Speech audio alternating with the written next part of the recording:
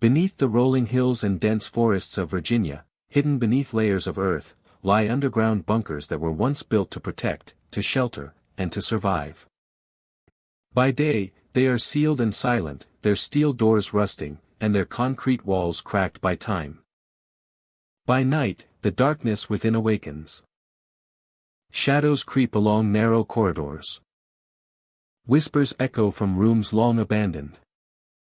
And the air itself seems thick with memory, holding the echoes of those who entered but never left. Visitors report seeing figures pacing the dimly lit hallways.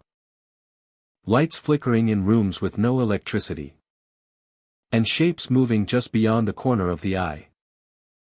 Some have felt icy hands on their shoulders or heard soft murmurs calling their names. Others claim the very walls breathe, groaning with the weight of secrets and tragedies buried deep underground. Tonight, my dear friend, we will descend into these haunted underground bunkers. We will step through heavy doors, traverse narrow corridors, and listen to whispers carried through the cold, stale air. We will uncover the most haunted underground bunkers in Virginia, where every room, every corridor, and every rusted door holds a story, and the restless refuse to leave.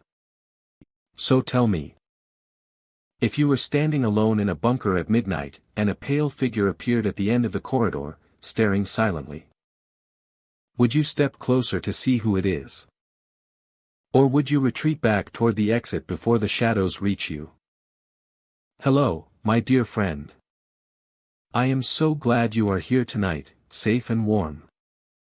Because the bunkers we are about to explore are not for the faint of heart. Virginia's underground bunkers were built for protection, secrecy, and sometimes survival. Some were used during wars, some during the Cold War, and others simply as private shelters. Over time, many were abandoned, sealed, or forgotten, yet the echoes of human presence remain. Some visitors report shadows moving in dimly lit corridors. Others hear footsteps where no one walks. Lights flicker without source, and objects move on their own. Some have felt cold hands brush their arms, or whispers carried through the stale air calling their names.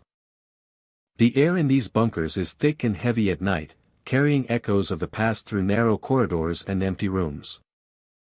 Some have seen figures in old uniforms, pacing silently. Others have seen ghostly shapes crouching in the corners. And many swear that the bunkers themselves seem alive, groaning and shifting beneath the earth, warning those who dare to enter. Before we descend into these haunted underground bunkers together, my friend, I want to ask you something. And I hope you will answer it in the comments. If you were alone in a bunker at midnight, and you heard a whisper calling your name from the darkness, would you step closer to see who is calling? Or would you retreat immediately, hoping the spirit lets you leave? Take a deep breath, steady your heartbeat, and let us explore the most haunted underground bunkers in Virginia. Black Rock Bunker lies hidden beneath a sloping hillside where rock and soil press tightly together. From the surface, there is little to see beyond a reinforced entrance partially concealed by vegetation and stone. The structure was built deep underground, designed to withstand pressure, isolation, and long periods without contact. By day, the site appears inactive and sealed away from the world above. A narrow access tunnel leads downward into the bunker. The air cools quickly as the descent continues, carrying a faint metallic scent mixed with damp stone.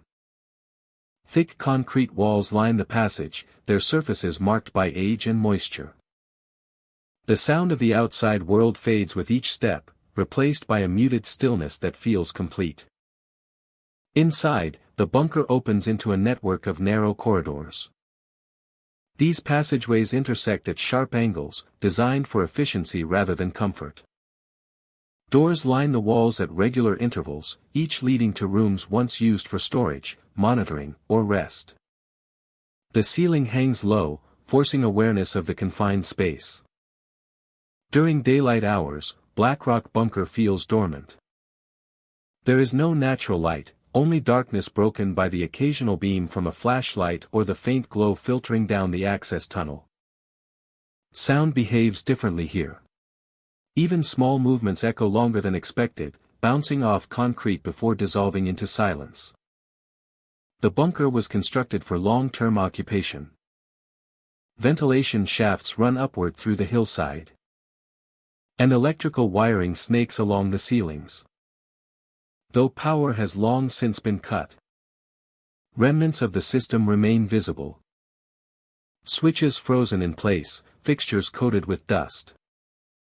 As evening approaches on the surface, subtle changes are reported below. The air seems heavier, and the silence grows more pronounced. Night brings a distinct shift to Blackrock Bunker. Deep underground, the absence of natural time markers becomes more apparent. Without sunlight, darkness feels thicker, more settled. It is during these hours that activity is most frequently reported. Figures begin to appear along the narrow corridors. They emerge quietly, standing at the far ends of passageways or near intersections where shadows collect. Their shapes resemble people in outline, upright and proportioned, but without visible detail. These figures do not approach directly. They remain at a distance, partially obscured by darkness or the curve of a corridor. Their presence is often detected through movement rather than form, a shift in shadow where nothing should move. Looking away and back again may reveal them farther along, continuing their slow, deliberate movement. The figures follow the structure of the bunker. They appear where corridors narrow, near doorways, or at junctions where paths converge. Alongside these appearances, unexplained lights are often reported. Old fixtures flicker briefly, casting weak illumination without any power source. The light pulses softly, sometimes brightening enough to reveal sections of wall before dimming again. These flickers do not behave like faulty wiring. They appear in isolated areas, then vanish completely. Moving toward the light often causes it to fade, only to reappear farther down the corridor moments later. The light produces no sound and gives off no heat. The effect heightens the sense of depth and distance within the bunker. Footsteps are another common occurrence at night. The sound of movement carried clearly through the concrete space. Each step lands with a dull, solid tone, followed by a lingering echo. The footsteps often follow a consistent path, moving down one corridor, turning a corner, then continuing out of hearing range. The rhythm suggests a calm walking pace, unhurried and steady. When a listener stops moving, the footsteps frequently continue for several moments, then pause as well. Starting to walk again may cause the sound to resume, maintaining distance without closing in. The footsteps never align with visible movement. No figure appears to match the sound. Personnel worked long shifts underground, walking the corridors repeatedly during patrols and inspections. Footsteps and low light would have been constant companions. The bunker was eventually decommissioned, its purpose rendered obsolete. Equipment was removed, systems shut down, and access restricted. The structure was left intact, sealed beneath the hillside with its corridors and rooms unchanged. Some believe the nighttime activity reflects these years of routine. The figures echo the presence of those who once moved through the bunker. The flickering lights resemble brief activations of systems long dormant. The footsteps repeat paths worn into the floor by repetition. Visitors often describe the experience as controlled rather than chaotic. The figures do not rush. The lights do not flare. The footsteps follow predictable routes.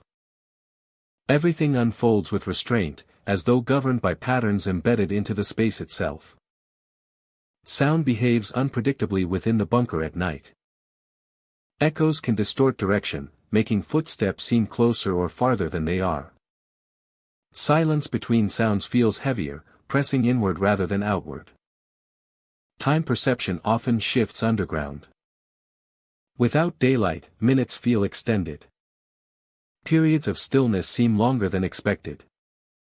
Leaving the bunker can feel abrupt, like stepping out of a sealed environment back into open space. attempts to document the activity rarely succeed. Cameras capture dark corridors and static walls. Video footage shows only brief light fluctuations that vanish before focus can adjust. Audio recordings pick up ambient noise, but footsteps often fade before registering clearly. As the night progresses, activity gradually diminishes. Figures appear less frequently and linger for shorter moments. Light flickers become sporadic. Footsteps grow softer and more distant, eventually blending into silence. The darkness feels uniform. The structure seems to settle, as if the night's movement has been completed. The hours before dawn, Blackrock Bunker returns to near stillness. The darkness feels uniform. At the surface, morning light returns without any visible change. The hillside remains quiet. The entrance shows no sign of disturbance. Inside, the bunker appears exactly as it did before, cold, dark, and silent. Authorities classify Blackrock Bunker as a restricted site due to structural concerns and safety risks. There are no official warnings about figures, lights, or sounds, only notices regarding access and stability. Those who have experienced the bunker at night often carry lasting impressions. The image of figures standing at the end of corridors. The brief flicker of light without source. The unmistakable sound of footsteps echoing where no one stands. Blackrock Bunker does not feel hostile or welcoming. It feels aware, shaped by confinement, repetition, and memory. By day, it lies dormant beneath the hillside. By night, it briefly remembers how it once functioned. When daylight returns above ground, the bunker settles again into silence, sealed within rock and earth, holding its corridors, its echoes, and its shadows, waiting patiently for darkness to return and allow movement to pass through once more. Wittawa's hollow bunker rests beneath a stretch of uneven ground where scrub grass and stone conceal its presence from a distance. The entrance is narrow and reinforced, a slab of concrete framed by rusted metal, partially hidden by soil that has slowly crept back over it. From above, the bunker appears forgotten, absorbed into the land it was meant to protect. The bunker was constructed during a period of heightened caution. It was designed to withstand pressure, isolation, and time. Thick concrete walls, steel doors, and narrow corridors defined its interior. Supplies were once stored here. Shifts were monitored. Silence was expected. Everything about the structure emphasized endurance and restraint. Its name comes from a disappearance. Decades ago, a soldier assigned to routine duty entered the bunker and was never seen again. No signs of exit were recorded. No disturbance was found. Searches of the interior revealed nothing beyond what had already been catalogued. Over time, the bunker was sealed and left behind, its story unresolved. During the day, the entrance feels heavy and still. Air near the doorway is cooler than the surrounding ground. Sound seems to flatten, losing depth as it enters the concrete passage. The bunker does not echo in the usual way. Instead, noise feels absorbed, as though the walls pull it inward. Inside, the air is stale and unmoving. Corridors stretch in straight lines, intersecting at sharp angles. The floor is bare, worn smooth by boots that once passed regularly. Old fixtures remain bolted in place, coated with dust and corrosion. Light fades quickly, swallowed by distance and shadow. As visitors move deeper, the sense of isolation intensifies. The bunker feels sealed not only from the outside world, but from time itself. Temperature remains constant. Smells linger without shifting. Every step feels deliberate, as though the space notices movement. It is within these corridors that figures appear. They pace slowly in the shadows, their outlines forming and dissolving along the walls. The figures do not rush. Their movement is controlled and repetitive, as if following a routine long established. They thin into darkness, blending with the shadowed concrete. Moments later, another shape may appear farther down the corridor, continuing the same motion without interruption. Witnesses often describe the pacing as methodical. There is no confusion or hesitation. The figures move as though guided by memory rather than awareness. Their presence feels bound to the structure, not to those passing through it. Alongside the visual sightings come the sounds. Soft whispers drift through the bunker, carried by the stagnant air. The sound is low and indistinct, never forming words. It seems to move slowly, sliding along walls and corners rather than traveling directly. The whispers feel close and distant at the same time. They do not originate from a single point. At times they seem to come from behind. At other moments they appear to rise from the walls themselves. The sound never grows louder, remaining restrained and subdued. Standing still often makes the whispers more noticeable. Movement causes them to thin and fade, as though attention itself plays a role. Researchers studying enclosed structures offer explanations. Air pressure changes can create faint noises. Old materials can expand and contract imperceptibly. Sound behaves unpredictably in narrow spaces. These factors explain isolated effects, but not the consistency of reports. The figures appear repeatedly. The pacing follows similar routes. The whispers occur under the same conditions. Visitors often report a strong emotional response.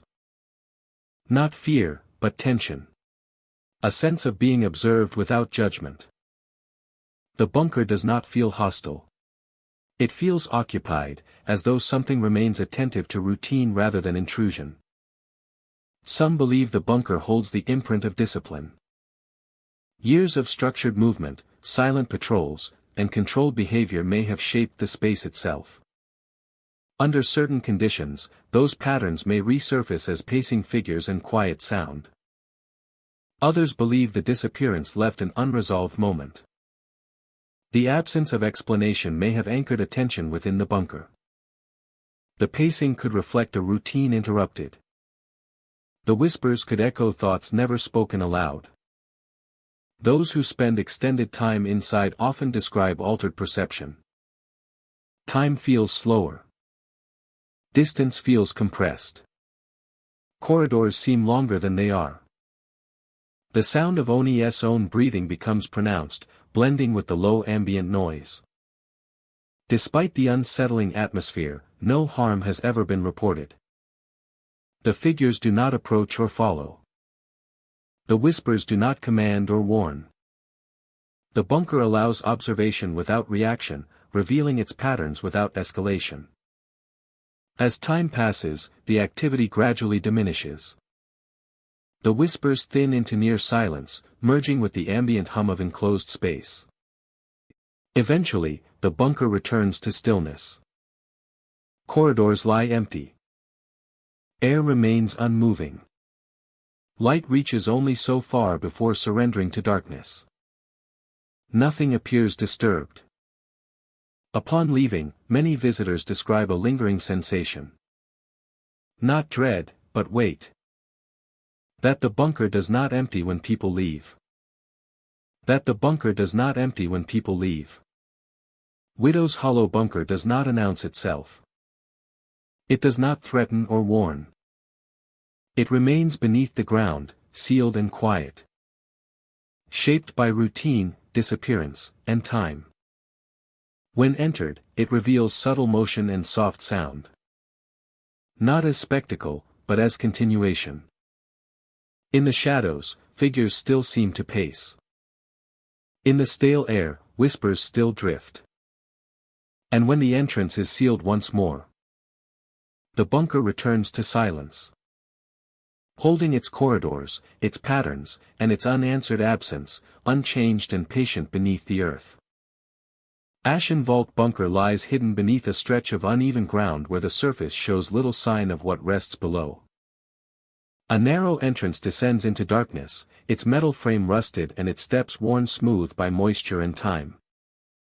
The air changes immediately upon entry, growing colder and heavier, carrying the faint scent of damp concrete and still water.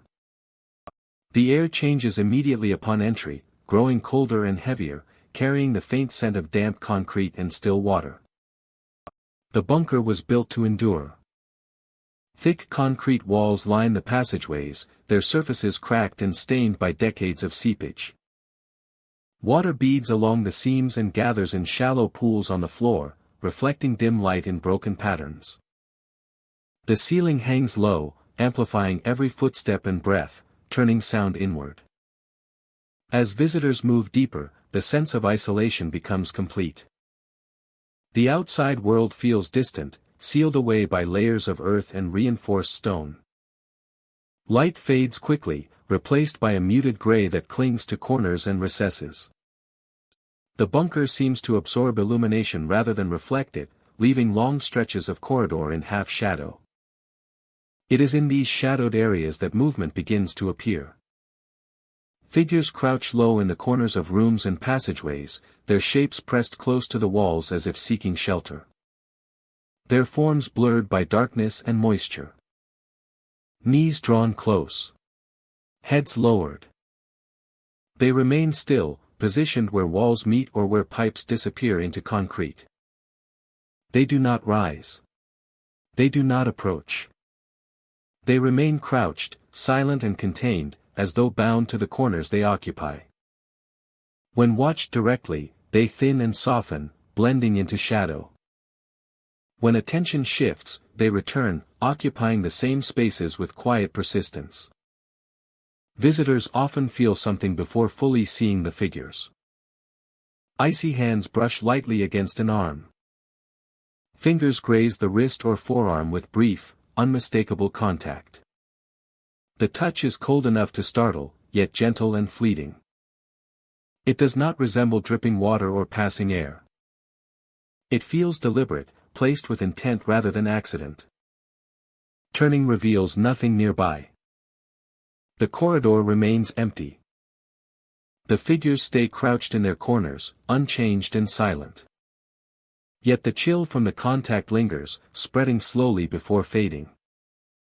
As visitors continue through the bunker, the sensations repeat. A brush against the elbow. A cold pass along the upper arm. The contact never grips or pulls. It arrives and withdraws, leaving behind only a faint ache of cold. The walls themselves seem to respond to movement. Moisture shifts along cracks. Distant drips echo softly, out of rhythm with footsteps. The bunker feels attentive, as though aware of every presence within its confines. Ashen Vault Bunker was constructed during a time of deep uncertainty, designed as a refuge against threats that never fully arrived. People once crowded these rooms, sitting close together in dim light, waiting for danger to pass. The walls absorbed voices, breathing, and fear, holding them long after the doors were sealed. When the bunker was abandoned, it was left intact, its contents removed but its structure unchanged. Water continued to seep in. Darkness settled permanently. The place became a shell filled only with memory and damp air. Some believe the crouched figures reflect those final moments of occupation. Shapes lingering where people once waited in silence. Postures remembered by the space itself. The cold touches feel like passing contact in narrow corridors, brief and unintentional, yet impossible to ignore. Their presence feels distributed, balanced, as though each corner holds its own quiet observer. As night deepens outside, the bunker grows colder inside. The sensation of icy hands becomes slightly more noticeable near the deepest sections of the bunker. A brush along the forearm. A touch near the shoulder. The contact remains careful and restrained, as if guided by unspoken limits. Despite the unsettling nature of the experience, panic rarely takes hold. The atmosphere does not feel aggressive. The figures do not advance. The touches do not intensify. Everything unfolds slowly, with measured calm. Those who stop moving notice an immediate change. The sensations fade. The figures seem to press deeper into shadow, becoming harder to distinguish from darkness. The bunker grows still, balanced, waiting. When movement resumes, the activity returns. Figures reappear in corners. Icy brushes pass once more along exposed skin. The bunker feels responsive rather than reactive, acknowledging presence without interference. Attempts to document the phenomena have produced limited results. Photographs show empty rooms and dark corners. Video footage captures shifting shadows that resist clear definition. Audio recordings reveal only dripping water and distant echoes. Environmental explanations suggest cold, confined spaces heighten sensation and perception. Moisture and low light may create illusions. These explanations account for individual elements, but not the consistency or precision of the reported touches. As time passes, the activity begins to lessen. Figures appear less often, dissolving more quickly into shadow. The sensation of icy hands stops without notice. The bunker settles into deep stillness, holding only the sound of water and the weight of concrete. By the time visitors begin their ascent, Ashen Vault Bunker feels empty once more. The corridors remain cold. The walls remain damp. Nothing moves in the corners. Yet the impression of presence lingers, heavy and unforgettable. The land appears ordinary, undisturbed. Those who leave often pause, looking back at the hidden entrance. From above, nothing suggests what lies below. At the surface, daylight feels brighter than expected. Air feels warmer. The bunker entrance closes behind, sealing darkness and silence beneath the ground. Yet those who walk the corridors remember clearly. Figures crouched in corners. The feeling of being acknowledged by a place built to hold people in moments of fear and waiting. Ashen Vault Bunker remains sealed beneath the earth, unchanged by time and weather. By day, it is unseen. By night, it becomes something else. When darkness settles and silence deepens, the bunker sometimes remembers those who once gathered within its walls. Figures return to the corners. Icy hands brush lightly against passing arms. And for a brief time, the vault holds presence again. Before retreating into shadow and damp silence once more. Hollow Creek Bunker lies hidden beneath an abandoned creek bed where water once carved a shallow channel through stone and soil. From the surface, there is little to see. Dry earth, scattered rocks, and patches of brittle grass stretch across a narrow depression in the land. The bunker was built deep below the creek, its ceiling reinforced to withstand pressure from water that never came. Long concrete corridors extend outward from the central access point, branching into smaller passageways and sealed rooms. The air inside is cool and still, carrying the faint scent of damp stone and rusted metal. Even in daylight, the space feels removed from the surface world, as if buried not just by earth, but by years. At first, Hollow Creek Bunker seems inert. Lights flicker unreliably. Doors stand closed. Sound echoes cleanly down straight corridors. Footsteps bounce back in predictable rhythm. The structure feels solid and practical, designed for endurance rather than comfort. Yet the longer one remains inside, the more that sense of order begins to erode. Shadows begin to move.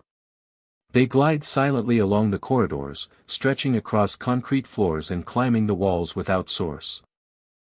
These shadows do not respond to the placement of lights or the movement of people.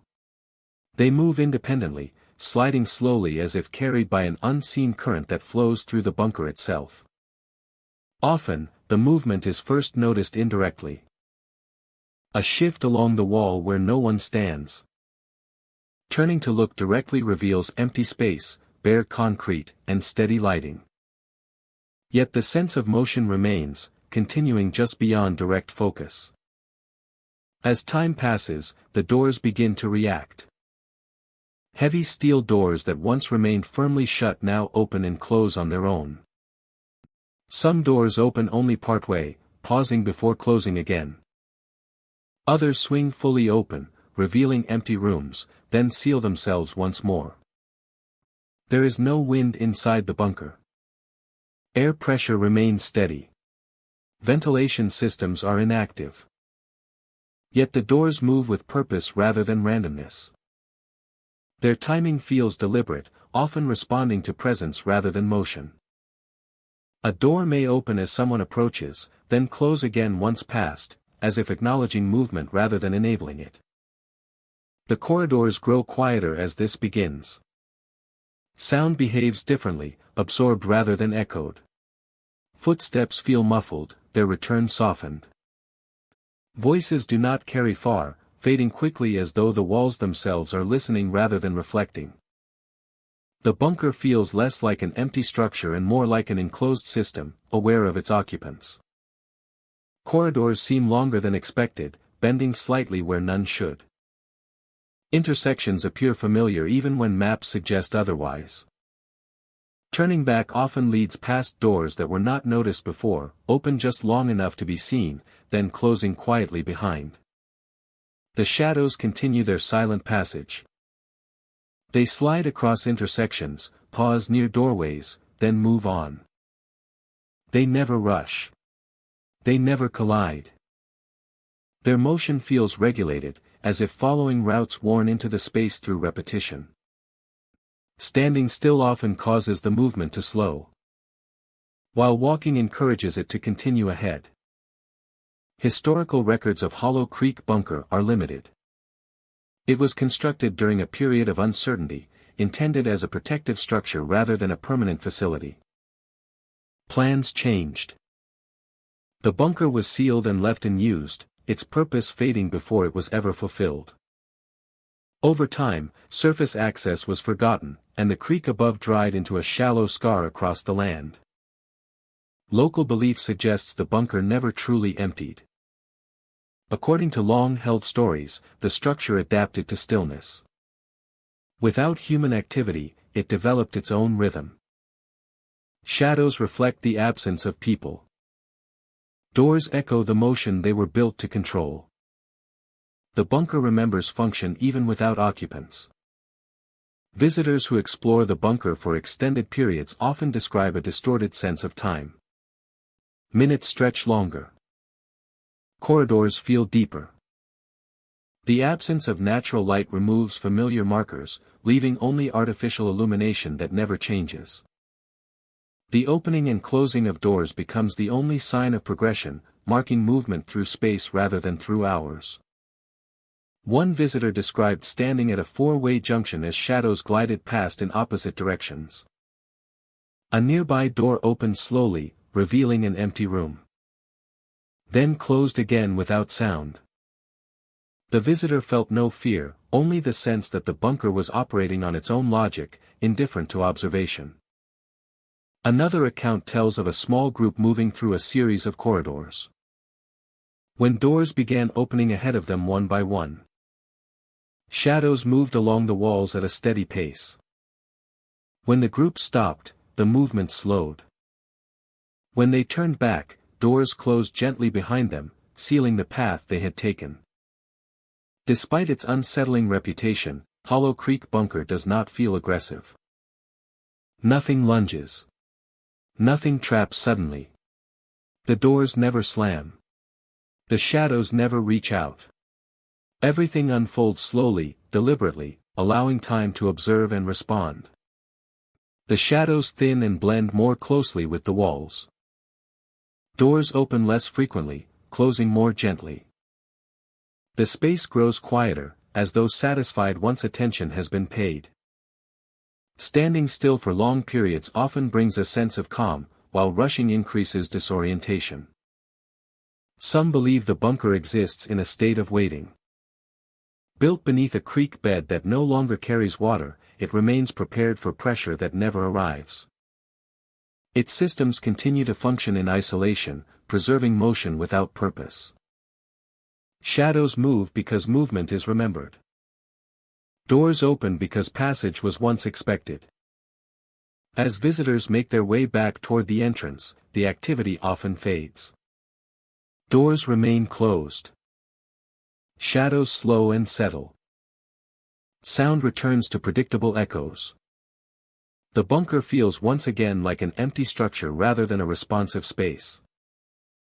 Emerging into daylight brings sudden clarity, as if stepping out of a held breath. From the surface, nothing appears changed. The dry creek bed lies still. Wind moves lightly across scattered stones. The entry remains hidden, unremarkable. The entry remains hidden, unremarkable.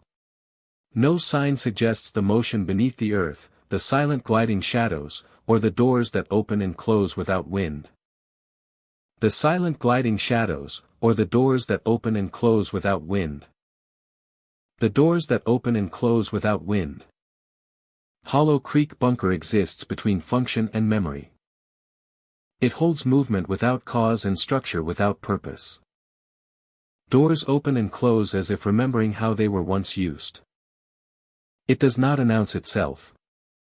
It does not pursue. It simply continues. Sealed beneath the ground. Operating quietly in the dark. Waiting for the next presence to pass through its corridors and remind it, briefly, that it was built to hold life inside. Bloodstone Bunker is buried deep beneath a ridge of iron-rich earth, hidden below layers of stone that carry a faint red hue even in low light. A reinforced entry sealed into the hillside is all that marks its presence, surrounded by scrub and weathered rock. By day, the land above feels quiet and ordinary, giving no hint of what lies beneath.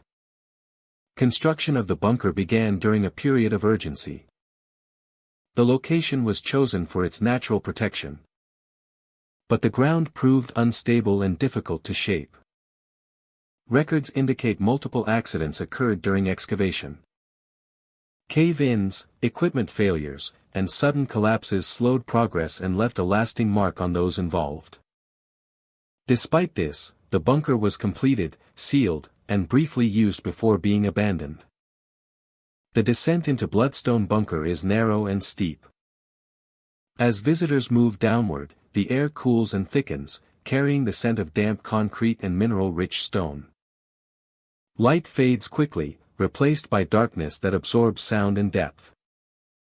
The outside world feels distant after only a few steps. Inside, the bunker opens into a maze of tunnels and rooms carved directly into the hillside. Corridors are low and tight, forcing a slow, deliberate pace. Doorways line the walls, each leading to small chambers once used for storage, rest, or equipment housing. The concrete bears cracks and stains left from years of pressure and moisture. During daylight hours, the bunker feels dormant. There is no natural light beyond the faint glow near the entrance. Silence dominates the space, broken only by the sound of breathing or footsteps that echo briefly before fading.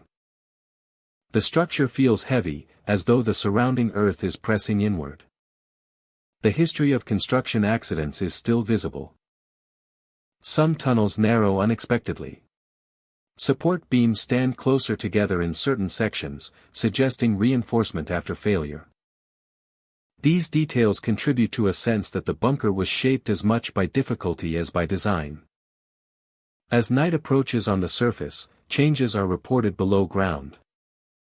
Visitors describe a shift in atmosphere, as if the air grows heavier and the silence becomes more focused. Without clocks or sunlight, time inside Bloodstone Bunker becomes difficult to track. Night brings increased reports of activity. Figures begin to appear within the rooms and corridors.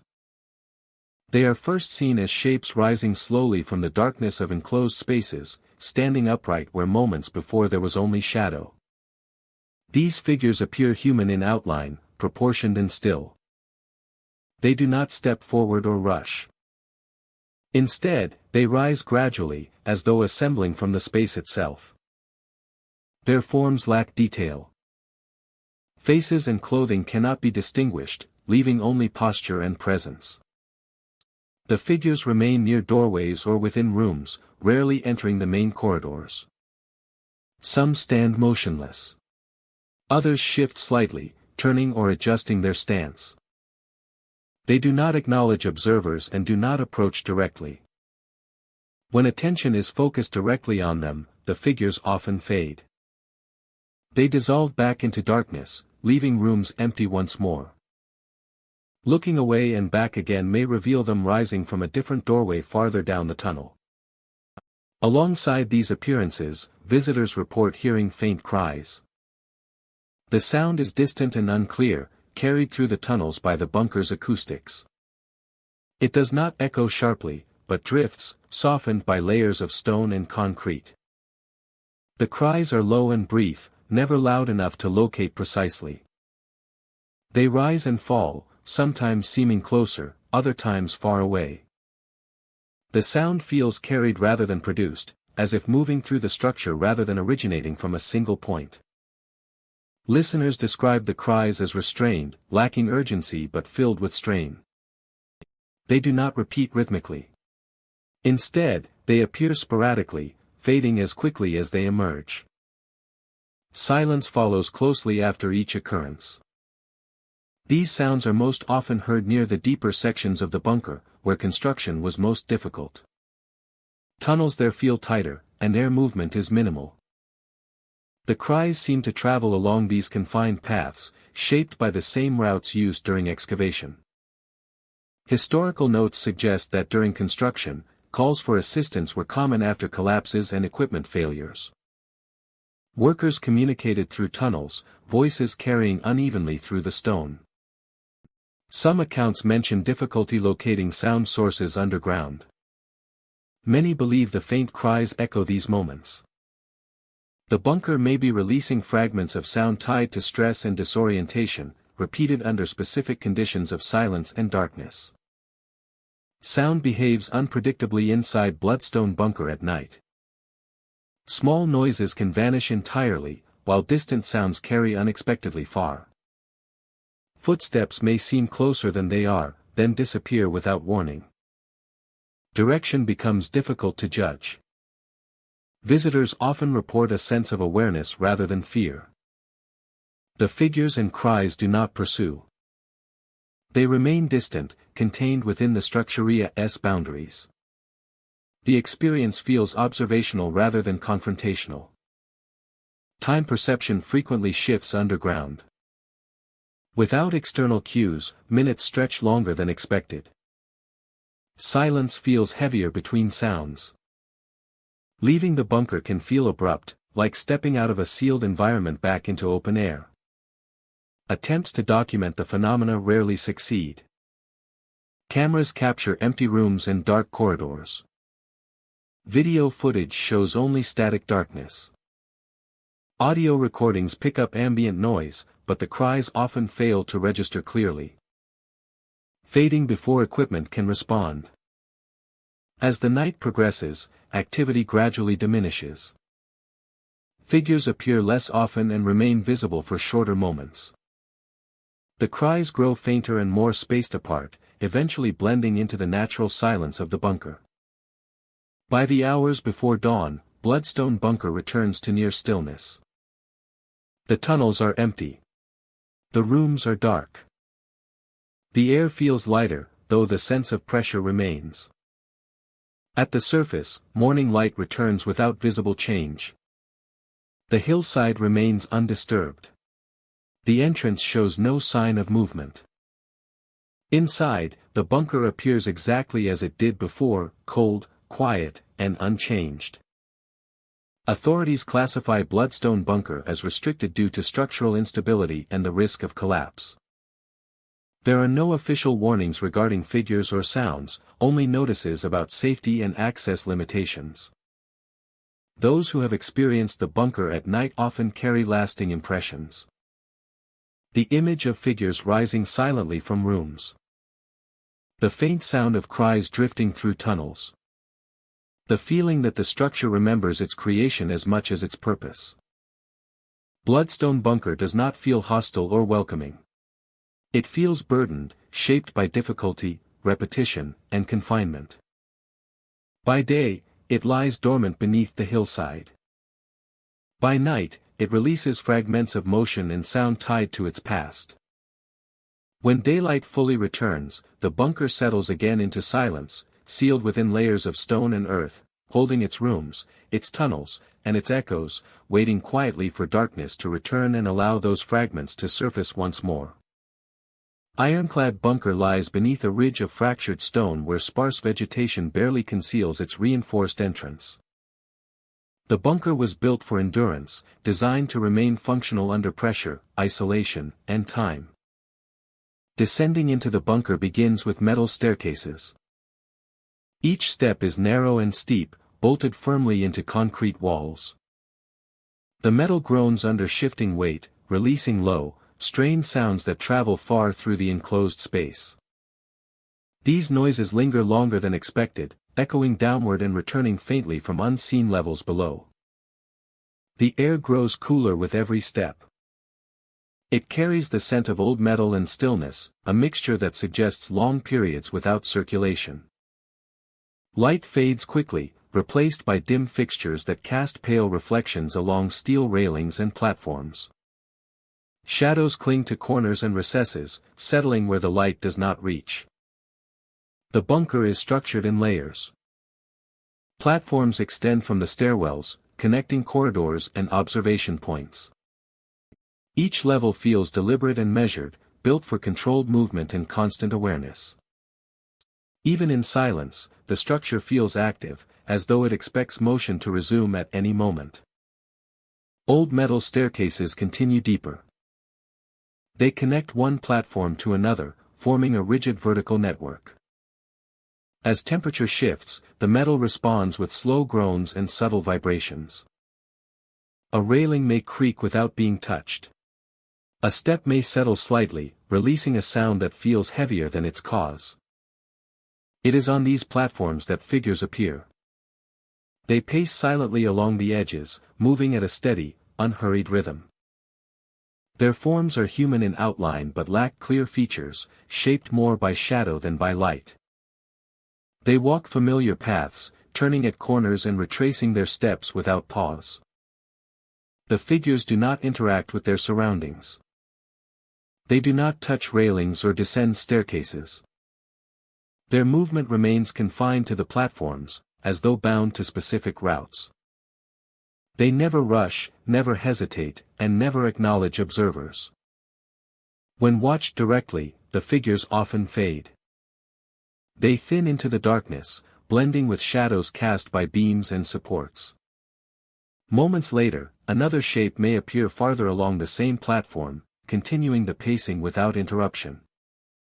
Witnesses frequently describe the silence as unsettling. Despite walking across metal surfaces, the figures produce no sound. No footsteps, no vibration, no echo accompanies their movement. The bunker remains quiet, broken only by the occasional groan of metal adjusting to its environment. Alongside the visual sightings comes another sensation. Visitors moving through the bunker often hear footsteps echoing behind them. The sound is clear and deliberate, matching the pace of a person walking a short distance back. It follows closely, adjusting speed when the visitor slows, then stopping abruptly when movement stops. Turning reveals nothing. The platform is still. Yet the footsteps may continue for a moment longer, then fade into silence. The sound feels responsive, as though aware of movement rather than generated by it. These footsteps behave differently from ordinary echoes. They follow turns. They descend staircases. They pause at landings. The sound does not repeat randomly, but aligns with direction and pace, creating the impression of presence just beyond sight. Metal amplifies vibration. Enclosed spaces redirect sound unpredictably. Temperature changes can cause steel to shift and settle. These factors explain isolated noises, but not the consistent sensation of being followed. Visitors often report heightened awareness. Every movement feels deliberate. Every sound feels closer. The bunker's design offers few open spaces, and the narrow platforms create a constant sense of proximity. Even standing still feels like an action. Despite the unsettling experiences, fear is not the dominant response. Most describe alertness rather than panic. The figures do not approach. The footsteps do not chase. The bunker feels occupied, not hostile, as though activity continues without intent to engage. Some believe the iron itself plays a central role. Years of repeated movement, drills, and patrols may have impressed patterns into the structure. Under certain conditions, those patterns may resurface as pacing figures and responsive sound. Others believe routine shaped the space. The bunker was built for repetition. Walking platforms, climbing stairs, and maintaining vigilance defined its purpose. These actions may have left impressions that surface when the space grows quiet. Those who remain inside for extended periods often describe altered perception. Time feels slower. Distance feels compressed. Platforms seem longer than they should be. The sound of breathing becomes pronounced, blending with the low ambient groans of metal. As time passes, activity gradually diminishes. The figures appear less frequently, fading more quickly into shadow. The footsteps grow softer and less persistent, eventually blending into the subtle sounds of settling steel. Eventually, the bunker returns to near silence. Staircases rest without movement. Platforms stand empty. Light reaches only so far before surrendering to darkness. Nothing appears disturbed, yet the sense of occupation lingers. Upon leaving, many visitors describe a lasting impression. Not fear, but weight. That the bunker does not empty when doors close. Ironclad bunker does not announce itself. It does not warn or threaten. It remains beneath the ground, reinforced and patient, shaped by metal, routine, and time. When entered, it reveals subtle movement and echoing steps, not as spectacle, but as continuation. Along the platforms, figures still seem to pace in silence. Along the stairwells, footsteps still follow just behind. And when the hatch seals and light disappears, the bunker settles once more, holding its structure, its patterns, and its quiet memory of movement, unchanged beneath layers of earth and stone. Mistvale Bunker rests beneath a low ridge where the ground dips and holds moisture year-round. From the surface, only a reinforced doorway and a short stairwell hint at what lies below. Once inside, the air changes immediately. It grows cooler and heavier, carrying the scent of damp stone and still water. Fog gathers close to the floor and walls, clinging to every surface as if the bunker itself is breathing slowly. Concrete corridors stretch inward, their walls darkened by years of condensation. Moisture beads along cracks and seams, forming thin trails that glisten faintly in low light. The ceiling presses close overhead, amplifying each step and breath. Sound does not travel far here. It sinks into the walls and disappears. As visitors move deeper, the fog thickens. It curls around ankles and rises gradually, softening edges and reducing distance. The bunker seems larger and smaller at the same time, its passageways extending into shadow while corners feel uncomfortably near. Light reflects unevenly, breaking apart against damp surfaces and leaving pockets of darkness untouched. It is in these dark corners that shapes begin to appear. At first, they resemble deeper patches of shadow, areas where fog refuses to drift.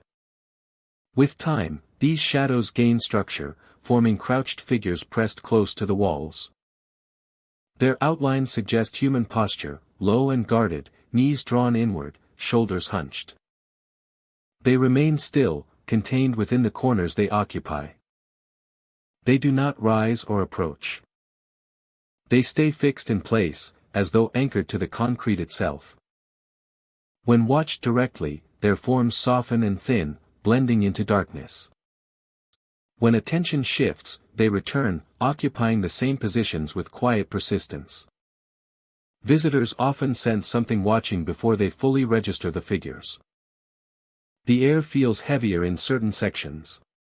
Movement seems noticed. The fog responds subtly, curling closer around legs and equipment, then settling again. The bunker feels occupied, though nothing stands in open view. Then the pale eyes appear. Within the shadowed figures, faint points of light begin to glow. They emerge slowly, positioned where faces would be if the figures lifted their heads. The glow is soft and steady, never bright enough to illuminate the surrounding space. It does not flicker. It simply exists. These eyes do not blink or dart. They remain fixed, watching quietly from within the fog and shadow. When mist thickens, the glow dims. When it thins, the eyes return with consistent calm. Despite the intensity of the sight, panic rarely takes hold. The figures remain crouched. The eyes do not advance or narrow. Everything feels restrained, as if guided by rules that do not need explanation. Mistvale Bunker was constructed as a shelter during a period of uncertainty, designed to hold people for extended stays beneath the surface. Records describe long hours spent waiting in dim corridors, listening for signs from above. When the bunker was decommissioned, it was sealed and left intact.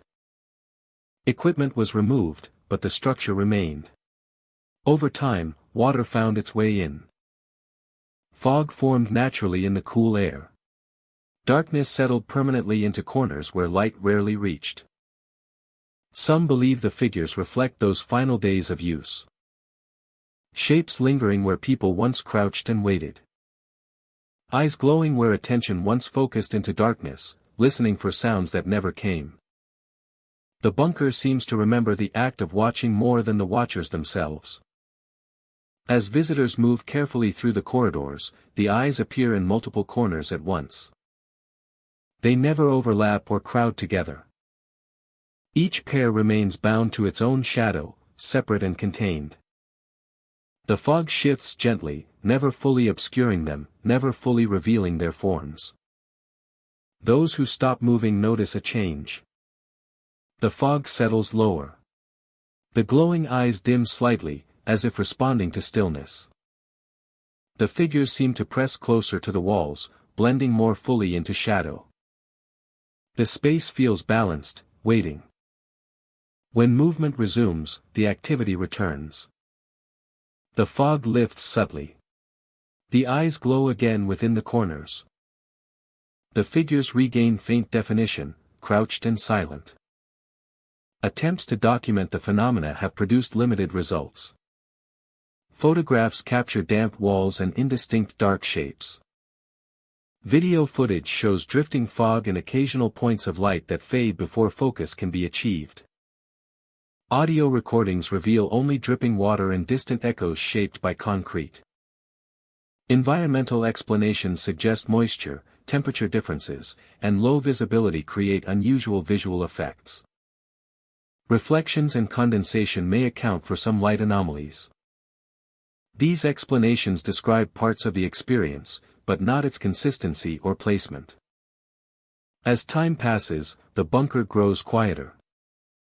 The figures appear less frequently, their outlines thinning more quickly into darkness. The pale eyes glow for shorter moments, dimming and vanishing one by one. The fog remains, but it loosens its hold, drifting more slowly along the floor. By the time visitors begin their ascent, Mistvale Bunker feels empty again. The corridors remain damp and cold. The sense of presence lingers, subtle and persistent. At the surface, daylight feels sharp and open. Air moves freely. Sound carries without resistance. The bunker entrance closes behind, sealing the fog and darkness beneath the ground once more. Those who leave often pause above the sealed doorway, looking back at the quiet hillside. From the outside, nothing suggests the depth or complexity below. The land appears ordinary, unchanged. Yet those who walked the corridors remember clearly. Fog clinging to the walls. Figures crouched in dark corners. Pale eyes glowing softly through shadow and mist. Mistvale Bunker remains hidden beneath the earth, shaped by moisture and time. By day, it is silent and unseen. By night, it becomes something else. Figures return quietly to their places. Pale eyes glow once more through the shadows. And for a brief time, the space feels watched again. Before the light fades, the fog stills, and silence returns. Shadowbank Bunker lies deep beneath a dense forest where towering trees block sunlight and roots twist through layers of soil and stone. From above, nothing suggests what rests below. Moss-covered ground, fallen leaves, and uneven earth conceal the reinforced entrance, hidden so completely that even those standing nearby often sense only silence. The forest feels old here, settled and watchful, as though it has grown around a secret it intends to keep. The descent into the bunker begins through a narrow access shaft reinforced with concrete and steel. The air cools quickly, carrying the faint smell of damp earth and aged metal. Sound from the forest fades with each step downward, replaced by a hollow quiet that feels heavy rather than empty. Once inside, thick walls and low ceilings create a sense of enclosure. That remains constant, no matter how far the corridors extend. Shadowbank Bunker was built to endure. Long corridors branch outward from a central passage, their surfaces smooth but stained by time. Pipes run along the ceilings, silent and unused. The design is practical, controlled, and deliberate, meant to guide movement efficiently through a space designed for protection rather than comfort. At first, the bunker feels still. Footsteps echo clearly. Doors remain closed. Corners stay dark but predictable. The structure behaves exactly as expected, solid and inert. Yet the longer visitors remain inside, the more that sense of order begins to unravel. Figures appear pacing the corridors. They emerge quietly from deeper sections of the bunker. Pale shapes moving at a steady, unchanging pace. Their forms are human in outline but indistinct, softened by shadow and distance. They walk along the same paths repeatedly, turning at intersections without hesitation. As if following routes memorized long ago. The figures do not speak. They do not look up. They do not acknowledge anyone sharing the corridor. Their movement is calm and unhurried, neither purposeful nor aimless. Watching them directly causes their outlines to blur slightly, as though the eyes cannot fully focus. Looking away allows them to remain visible, continuing their steady pacing. Moments later, they vanish. There is no sound of retreat. No doorway marks their departure. They simply dissolve into the air, leaving the corridor empty and unchanged. Minutes later, they may reappear farther down the same passage, resuming their path without interruption. As visitors continue deeper into the bunker, a new sensation emerges. A presence brushes past shoulders and arms, light and fleeting, like someone passing in a narrow hallway. The touch is brief and unmistakable, cool rather than warm, never lingering long enough to provoke panic. Turning reveals empty space, smooth walls, and steady lighting. The sensation repeats often, especially near intersections or doorways. It feels incidental rather than intentional, as though space itself is crowded despite the absence of visible movement. Some visitors describe the feeling as being politely passed by, others as sharing a corridor with unseen companions. The presence never pushes or pulls. It simply moves alongside. Footsteps grow softer, their echoes shortened. Voices fade quickly, absorbed by the walls before they can carry. The bunker feels quieter, not because it is empty, but because it is listening. Silence settles into corners and stretches along the corridors, broken only by the slow rhythm of movement and breath. The figures continue pacing. They appear more frequently near the deeper sections of the bunker, where corridors narrow slightly and ceilings feel lower. Their paths intersect but never collide. They pass through one another without reaction, as though each follows a separate layer of movement within the same space. Historical records of Shadowbank Bunker are incomplete. It was constructed during a period of heightened caution, intended to shelter people during emergencies that never came. Before it could be fully staffed or used, priorities shifted. The bunker was sealed and left beneath the forest, its purpose fading before it was fulfilled. Local belief suggests the bunker never lost its routine.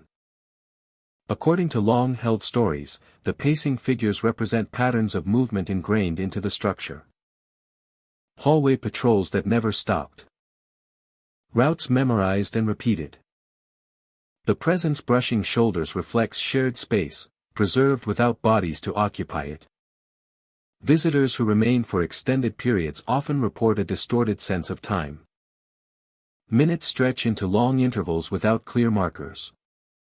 The absence of natural light removes familiar rhythms. The pacing figures become the only measure of progression, their steady movement marking continuity rather than hours. One visitor described standing still as a figure paced past at arm's length. As it passed, a cool sensation brushed the visitor's shoulder, then faded. The figure continued onward, unbothered. The visitor felt no fear, only the sense of being briefly acknowledged by something that did not need to stop. Another account tells of a group moving through parallel corridors. Figures appeared pacing both paths, matching one another's rhythm perfectly.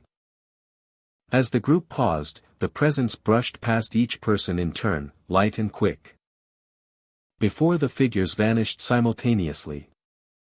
Despite its unsettling reputation, Shadowbank Bunker does not feel hostile. Nothing rushes. Nothing traps.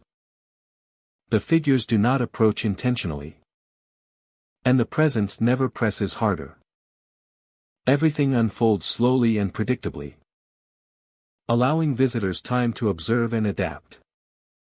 The tension comes from proximity rather than threat. As exploration continues, the bunker seems to settle. Figures appear less frequently, their pacing slowing before fading entirely. The brushing sensation becomes rarer, replaced by a calm awareness of space. Sound returns gradually to normal, echoes lengthening once more. When visitors turn back toward the exit, the corridors feel more familiar. Doors remain closed. Lights stay steady. The bunker resumes its original stillness, as though satisfied once attention has been paid. Emerging into the forest brings sudden brightness and sound, the canopy above alive with movement and noise. From the surface, there is no sign of what lies below. Leaves rustle. Birds call. Roots grip the earth. The entrance remains hidden, unremarkable. The entrance remains hidden, unremarkable. Nothing suggests the pacing figures beneath the forest or the unseen presence that shares the corridors. Shadowbank Bunker exists between structure and memory. Deep beneath the forest, it holds movement without purpose and presence without form. Figures pace corridors silently. Awareness brushes past without warning. It does not seek fear or belief. It simply continues, preserved beneath layers of soil and root. Repeating patterns learned long ago. Waiting quietly for the next footsteps to pass through its halls.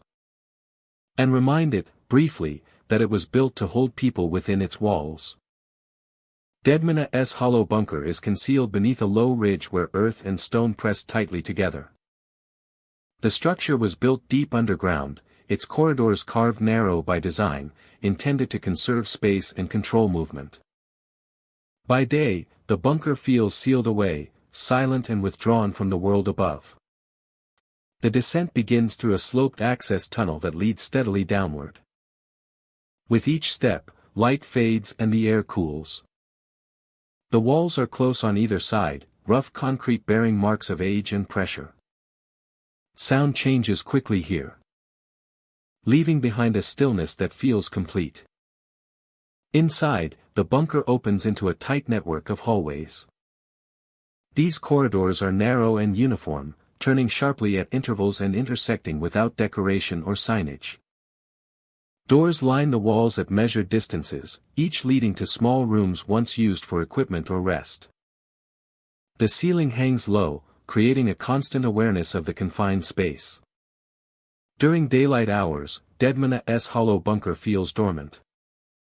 Darkness dominates most of the interior, broken only by faint light filtering from the entrance. The silence is uninterrupted, heavy enough to feel physical.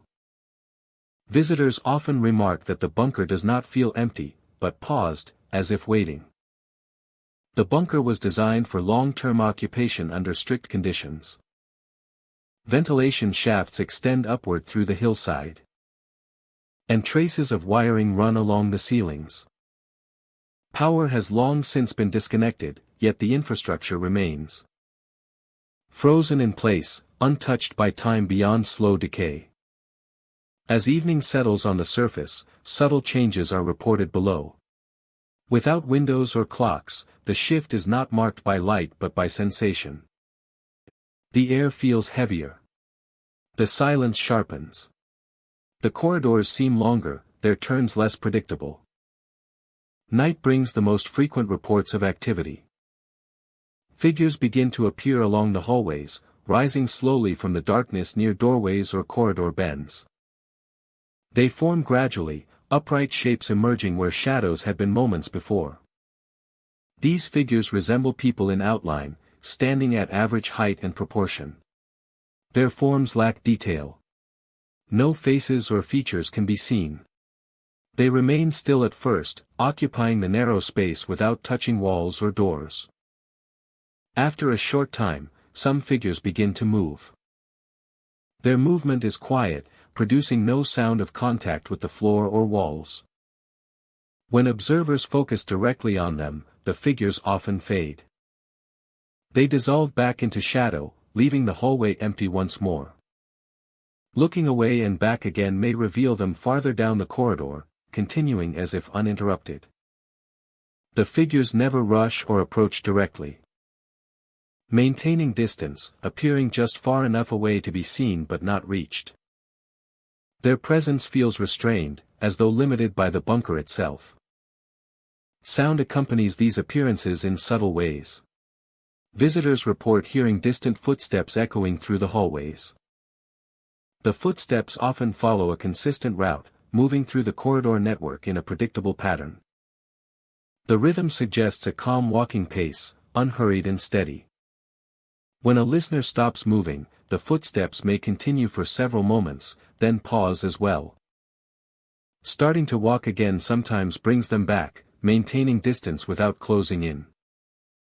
Turning corners reveals empty hallways and closed doors. Alongside the footsteps, whispers are sometimes heard. The sound is faint and unclear, carried softly through the confined space. It does not echo sharply, but seems absorbed by the walls, making it difficult to determine direction. The whispers are low and brief. They do not form full sentences. Instead, they rise and fall like fragments of speech. Sometimes seeming closer, other times far away. The tone is calm, without urgency or volume. Listeners often report that the whispers feel directed, as though meant to be heard but not understood. The sound does not grow louder when approached. It fades as quickly as it appears, leaving silence behind. Historical records indicate Deadman's Hollow bunker was once occupied by rotating crews working long shifts underground. Narrow corridors forced constant proximity, and movement through the hallways was frequent and repetitive. Voices carried unevenly through the structure, often distorted by turns and confined space. The figures repeat movements shaped by routine. The footsteps echo patrols and inspections. The whispers resemble fragments of communication carried through the tunnels long ago. Sound behaves unpredictably inside the bunker at night. Echoes distort distance and direction. A sound heard ahead may originate behind, while movement nearby may seem far away. The structure itself reshapes every noise. Visitors often describe a strong sense of awareness rather than fear. The figures do not pursue. The sounds do not escalate. Everything unfolds with control and repetition, as if governed by rules embedded into the bunker's design. Time perception frequently shifts underground. Without external cues, minutes stretch longer than expected. Silence between sounds feels heavier, pressing inward. Leaving the bunker can feel abrupt, like stepping out of a sealed environment into open air. Attempts to document the phenomena rarely succeed. Cameras capture dark corridors and empty rooms. Video footage shows only static walls and shadow. Audio recordings pick up ambient noise, but footsteps and whispers often fade before registering clearly. As the night progresses, activity gradually diminishes. Figures appear less often and fade more quickly. Footsteps grow softer and more distant. Whispers become faint and sporadic, eventually blending into silence. By the hours before dawn, Dead Man's Hollow bunker returns to near stillness. The corridors are empty. The air feels lighter, though the pressure of confinement remains. At the surface, morning light returns without visible change. The hillside remains quiet. The entrance shows no sign of disturbance. Inside, the bunker appears exactly as it did before, silent and unchanged. Authorities classify Dead Man's Hollow bunker as a restricted site due to structural risks and limited access. There are no official warnings about figures or sounds, only notices regarding safety and stability. Those who have experienced the bunker at night often carry lasting impressions. The image of figures rising silently along narrow hallways. The distant echo of footsteps. The soft presence of whispers that never fully reveal themselves. Dead Man's Hollow bunker does not feel hostile or welcoming. It lies dormant beneath the hillside. By day, it lies dormant beneath the hillside. By night, it briefly remembers how it once moved. When daylight fully returns above ground, the bunker settles again into silence, sealed within stone and earth, holding its corridors, its echoes, and its shadows, waiting quietly for darkness to return and allow movement to pass through once more. Hollow Oak bunker rests beneath a quiet grove where old oak trees stand shoulder to shoulder, their branches woven together high above the forest floor. From the surface, the bunker is almost invisible. Moss, fallen leaves, and time have softened every sign of its existence, allowing the land to reclaim what was once carefully hidden beneath it. The oaks are ancient. Their trunks are thick and deeply grooved, roots spreading outward in wide patterns that grip the soil and stone below. The bunker was built for protection and secrecy. Thick concrete walls, narrow entry points, and long tunnels define its interior. It was designed to be sealed off from the outside world, a place where sound, light, and movement could be controlled. Over time, it was abandoned, its purpose fulfilled or forgotten, leaving behind a structure that exists apart from the forest above. Entering the bunker feels like stepping into another layer of the landscape. The air grows cooler almost immediately. Sound changes, losing its sharpness and becoming muted and distant. The entrance tunnel slopes downward, guiding visitors away from daylight and into dim, artificial light that barely reaches the corners. Inside, the tunnels stretch in straight lines before turning sharply. The walls are bare concrete, stained by moisture and age. Old fixtures remain attached, silent and unused. The floor is smooth in places, worn by long ago foot traffic, and uneven in others where time has settled the structure slightly. Shadows behave strangely within these tunnels. Even when the light source remains still, darkness shifts along the walls. A shadow slides along the wall, then pauses. Another twists near the ceiling, thinning and thickening as if pulled by an unseen current. When watched directly, the shadows often appear ordinary, blending back into familiar darkness. As deeper sections of the bunker are reached, the sense of isolation intensifies. The air feels heavier, carrying the scent of damp stone and old metal. Footsteps echo briefly, then vanish, swallowed by the tunnels. Distance becomes difficult to judge, and time feels stretched, measured by movement rather than minutes. It is here that murmurs are heard. Faint and indistinct, they echo through the tunnels, drifting softly through the air. The sound is low and continuous, never forming clear words. It resembles overlapping voices spoken too quietly to understand, carried gently from one corridor to another. The murmurs seem to move. They slide along the tunnels, sometimes ahead, sometimes behind. At times they feel closer, then suddenly distant, as if responding to movement within the space. Standing still often makes them more noticeable, while walking causes them to fade. These sounds do not originate from a single location. They do not come from behind walls or specific rooms. Instead, they feel embedded in the tunnels themselves, as though the structure is carrying them rather than producing them. Researchers studying enclosed environments suggest natural explanations. Air trapped in long passages can move subtly, creating sound. Old structures may resonate with distant vibrations. Changes in pressure can cause faint noise to travel unexpectedly.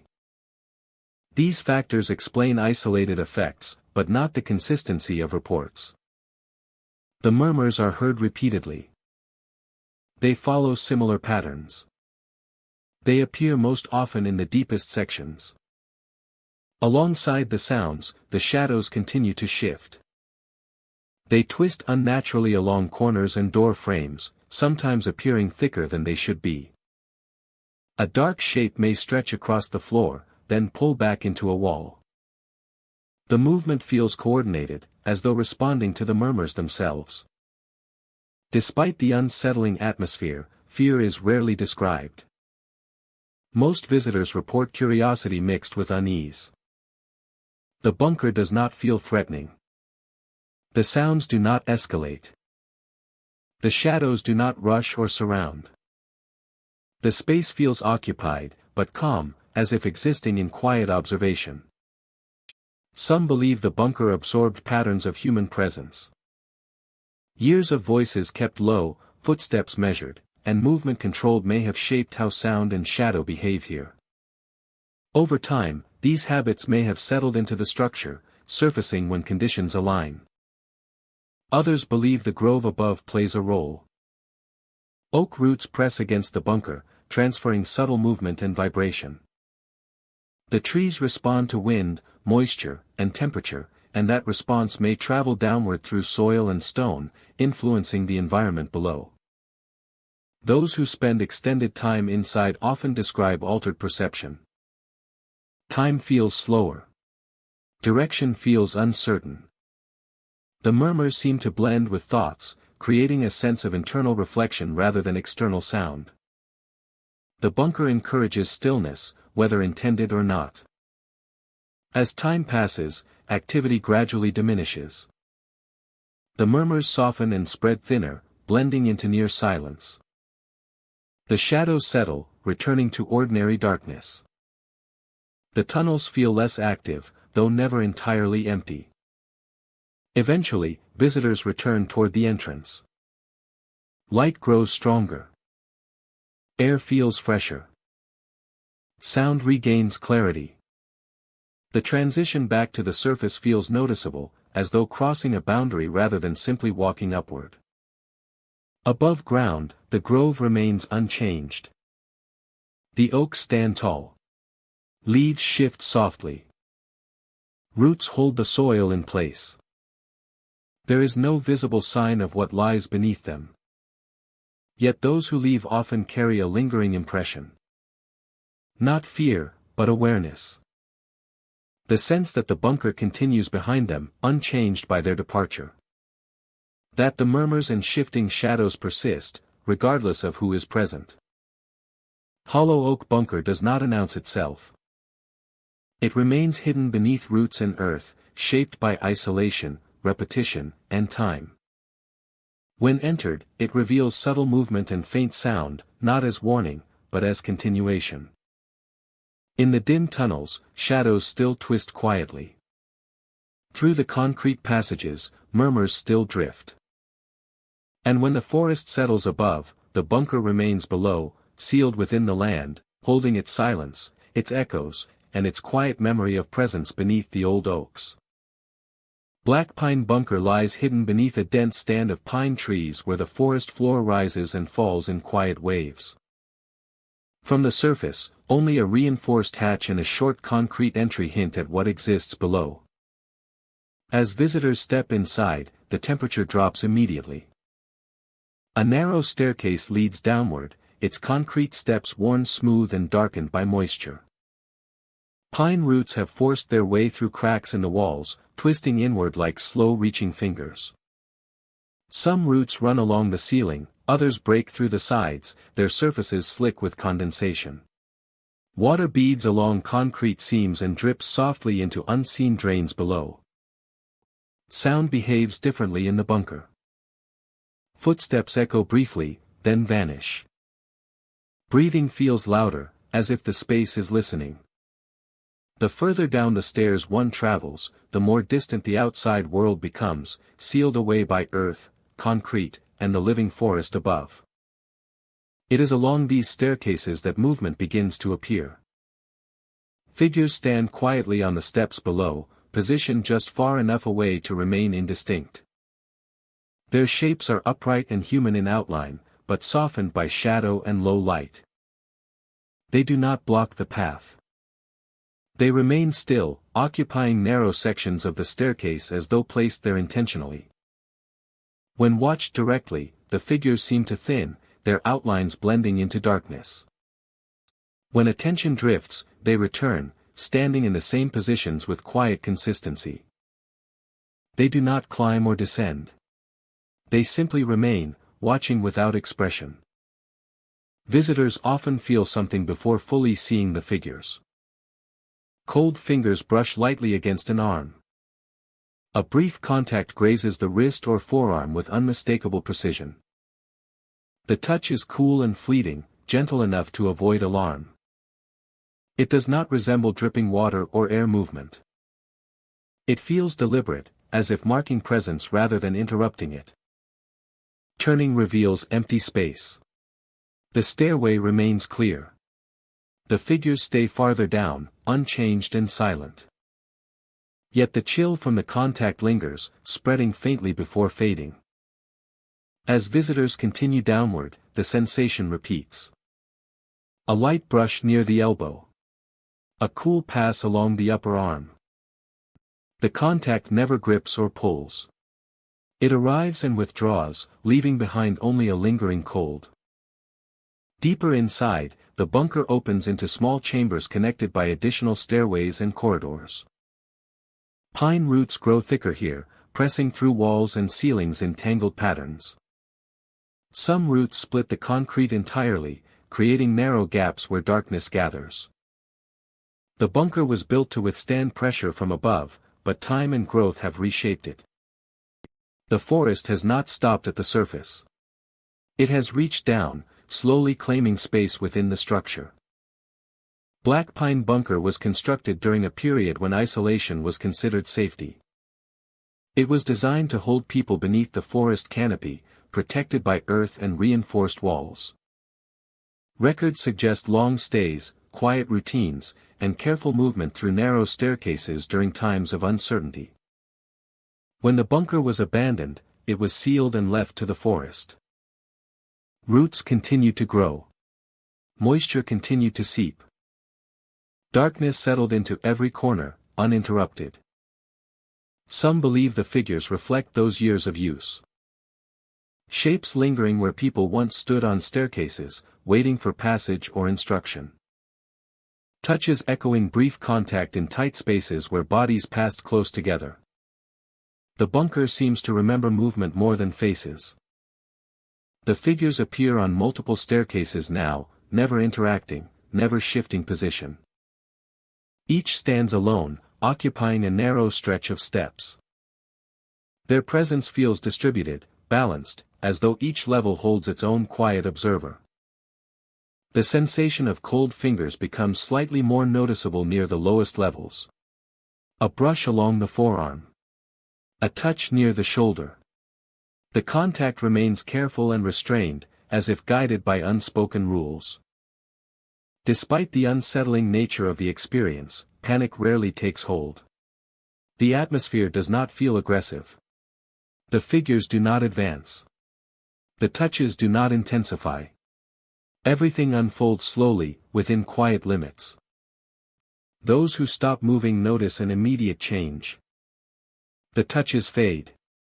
The figures seem to retreat deeper into shadow, becoming harder to distinguish from the stairwells themselves. When movement resumes, the activity returns. Figures reappear on the steps. Cold brushes pass once more along exposed skin. The bunker feels responsive rather than reactive, acknowledging presence without interference. Attempts to document the phenomena have produced limited results. Photographs show empty staircases and intrusive routes.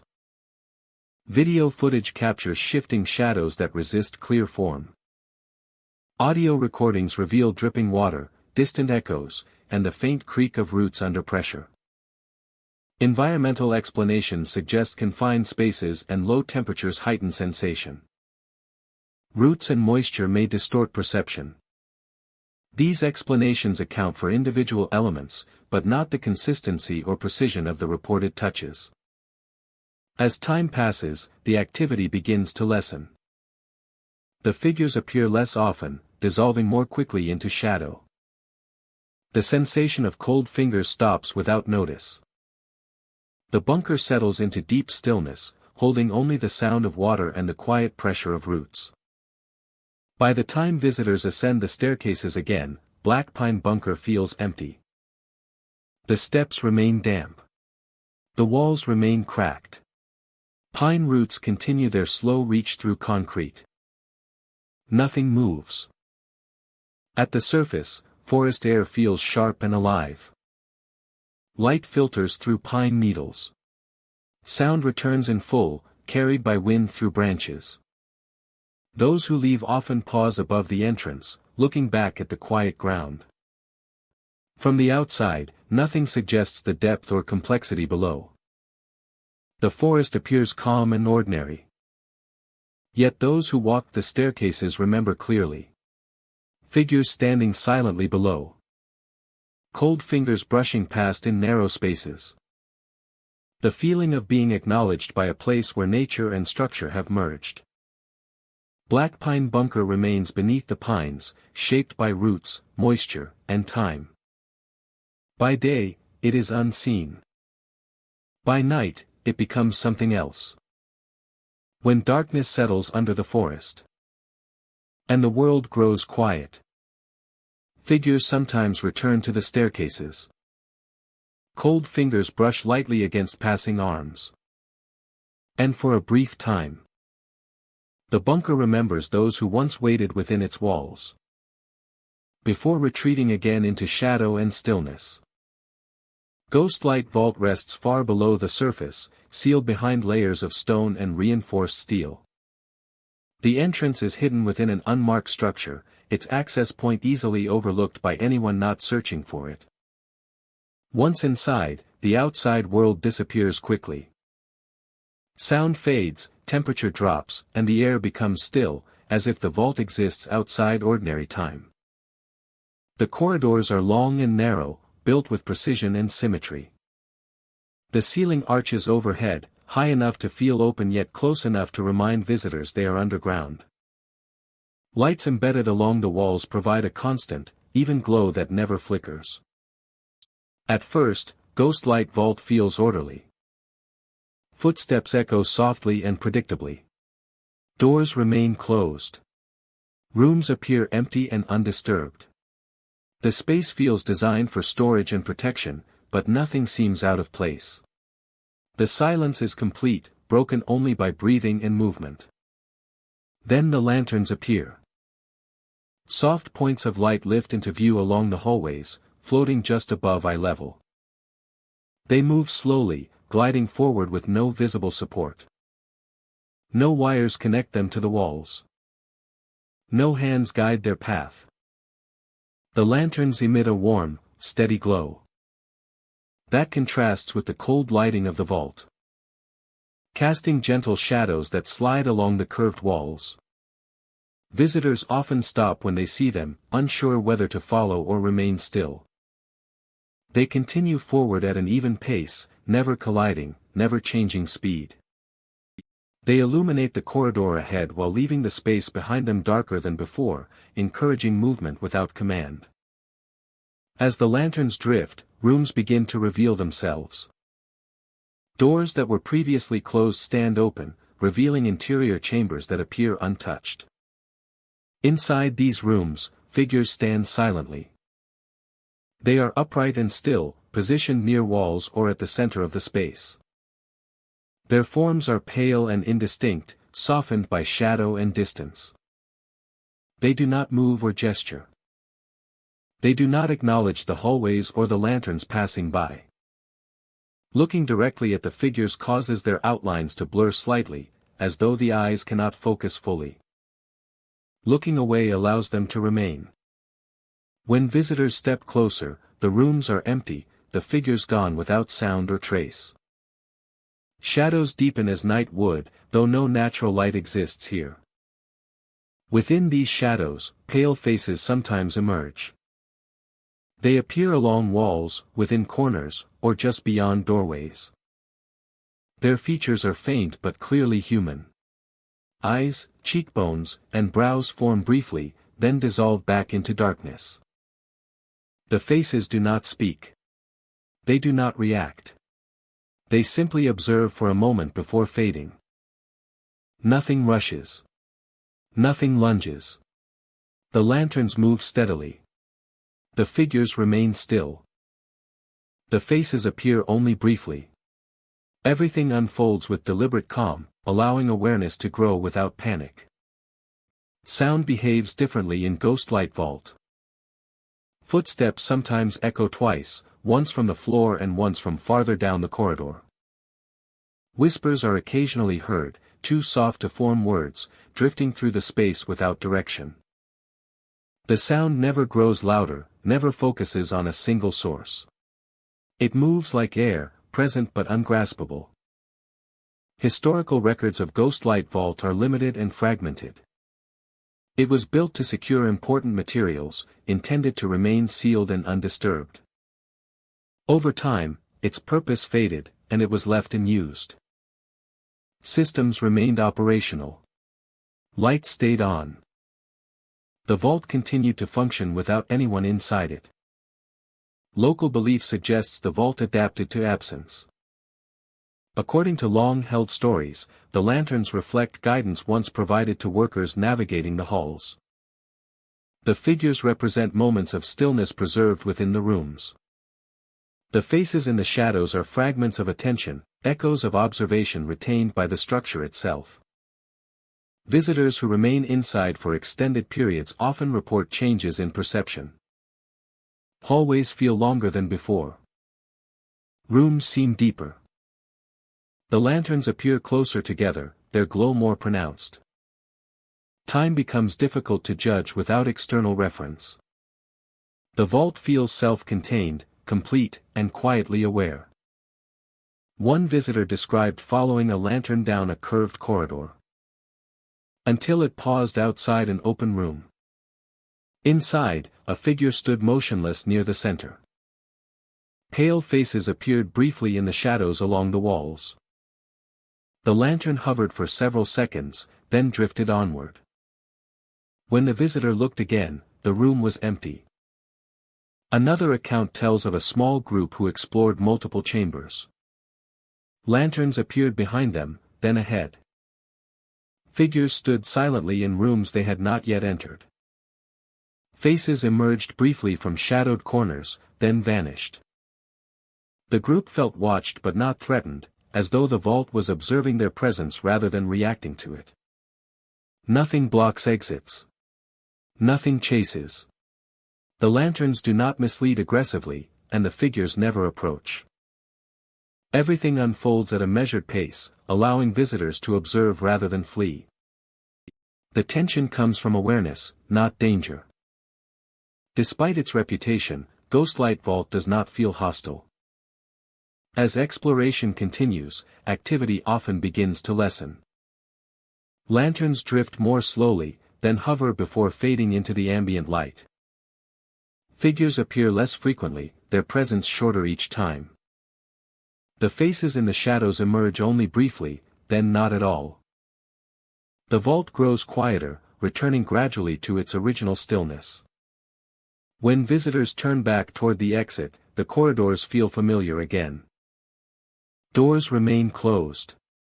Rooms appear empty. Lighting returns to uniform brightness. The sense of presence fades, replaced by calm awareness. Ascending toward the surface brings sudden warmth and sound, as though leaving a sealed environment that held its breath. From outside, nothing suggests what lies within. The entrance remains quiet and unmarked. No light escapes. No sound carries upward. The vault rests beneath layers of stone, unchanged and unseen. Ghostlight Vault exists between structure and memory. Lanterns float through its hallways without hands to guide them. Figures stand silently in rooms that appear empty moments later. Pale faces emerge from shadow, then dissolve without trace. It does not announce itself. It does not demand attention. It simply continues, sealed and intact, preserving motion, presence, and observation within its walls. When visitors pass through, the vault responds briefly, revealing what it remembers, then returning to stillness once more, waiting patiently beneath the earth for the next presence to walk its halls. Ashwood Bunker lies hidden beneath a ridge of rock and earth, its entrance partially concealed by vegetation and loose stone. By day, the bunker appears dormant and unremarkable, a quiet reminder of structures built for utility rather than comfort. The hillside hides its secrets, and even the wind seems to move cautiously over its surface. A narrow access tunnel descends into the bunker, and with each step the air grows cooler and heavier. The walls close in, rough concrete pressed tight, carrying faint traces of moisture and minerals from the earth surrounding them. Sound changes immediately, compressed and muted. Even soft movement seems to echo, bouncing off surfaces before fading into silence. Inside, the bunker unfolds as a network of corridors and rooms. The hallways are narrow, low, and uniform, turning sharply at intersections. Doors line the walls at regular intervals, each leading to small chambers once used for equipment, storage, or brief rest. The space feels designed to control movement and contain sound, leaving little room for distraction or comfort. During daylight hours, Ashwood Bunker is quiet to the point of stillness. Darkness dominates most of the interior. Any light present comes only from the access tunnel, narrow and weak. Every sound is magnified, but there is little to generate it. Footsteps, breaths, and the occasional drop of moisture are absorbed by the dense structure almost immediately. As evening approaches, subtle changes begin. The air grows heavier, and shadows along the corridors deepen. Without windows or clocks, the shift is not marked by light but by sensation. The corridors feel longer, the rooms narrower. The bunker seems to hold its breath, as though aware of the darkness descending above it. Night brings the most notable activity. Figures begin to rise along the hallways, appearing first as vague outlines near doorways and corridor intersections. Their forms are upright and human in shape, though lacking detail. They are defined by motion rather than features, and their presence is subtle yet unmistakable. These figures do not approach visitors directly. They remain near thresholds or along the edges of corridors. Some stand still, while others move slowly, tracing the passageways with deliberate, measured pace. They follow the bunker's layout, pausing at turns and intersections before continuing. When attention is directed toward them, the figures often fade into shadow, leaving the hallways empty once more. Looking away and back may reveal them farther along the corridor, repeating the same slow, deliberate motions. They never interact with observers and do not move beyond the corridors and rooms themselves. Alongside these appearances, sound becomes an essential component of the experience. Soft footsteps echo through the hallways, following a calm, measured rhythm. The steps travel past doorways, corners, and empty rooms. Each echo lingers briefly before dissolving into the concrete and stone of the structure. The footsteps are unpredictable in origin. They may begin at one end of a corridor, pause, then continue farther along another hallway. The sound may persist for a few moments, then fade. Moving again can bring the echoes back, maintaining distance without closing in. Small metallic creaks, faint thuds, and distant vibrations suggest movement somewhere beyond direct line of sight. These noises enhance the sense of activity without providing identifiable sources. Historical records indicate Ashwood Bunker was once staffed continuously, with personnel patrolling hallways and checking rooms during long shifts. The narrow corridors and low ceilings forced repeated, methodical movement. Footsteps, voices, and lights were constant companions in the confined space. Many believe the nighttime activity reflects these long routines. The figures trace paths once walked. The footsteps echo previous patrols. The sounds recreate the sense of presence embedded in the structure, long after the staff have gone. Visitors often describe the experience as restrained rather than threatening. The figures do not approach. The footsteps do not escalate. Everything unfolds with consistency and repetition, as if governed by the bunker itself rather than the intentions of living beings. Sound behaves strangely underground. Echoes distort distance, making it difficult to judge the location of movement. Silence between sounds feels heavier, pressing inward. The confined environment heightens awareness, drawing attention to every small detail. Attempts to document the phenomena rarely succeed.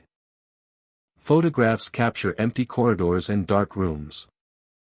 Video footage shows only shifting shadows and faint reflections from equipment or surfaces. Audio recordings pick up ambient noise, but footsteps often fade before they register clearly. Time perception often shifts while inside Ashwood Bunker. Without daylight, minutes stretch longer than expected. Leaving the structure can feel abrupt, like stepping out of a sealed environment into open air. As the night progresses, activity diminishes gradually. Figures appear less often and fade more quickly. Footsteps become softer and more intermittent. Small noises vanish into the quiet of the space. The bunker slowly returns to stillness. Corridors lie empty. Rooms are dark. The air feels lighter, though the weight of confinement remains. Authorities classify Ashwood Bunker as a restricted site due to structural risks and limited maintenance. Access is discouraged, particularly after dark. There are no official warnings regarding figures or sounds, only notices about safety. Those who have experienced the bunker at night often carry lingering impressions. Shadows gliding along corridors. Soft footsteps echoing across empty rooms. The sensation of presence without confrontation. Ashwood Bunker does not feel hostile or inviting. It feels alive through repetition and memory. By day, it rests silently beneath the hillside. By night, it reactivates quietly, moving through corridors and rooms as it always has. When morning returns above ground, the bunker settles once more into stillness, holding its corridors, its echoes, and its shadows, waiting patiently for darkness to return and allow movement to pass through again. Widowmaker Bunker lies hidden beneath a stretch of rugged terrain where sparse vegetation conceals the reinforced entrance. The bunker was built for security, designed to withstand isolation, pressure, and the passage of time. Its thick concrete walls, narrow corridors, and steep stairwells were constructed to protect and contain, to create a controlled environment far removed from the outside world. Its thick concrete walls, narrow corridors, and steep stairwells were constructed to protect and contain, to create a controlled environment far removed from the outside world. The site carries a dark reputation. Over decades, multiple disappearances have been associated with the bunker. Visitors entered and were never seen again. Visitors entered and were never seen again. Investigations revealed no signs of struggle, no evidence of forced exit.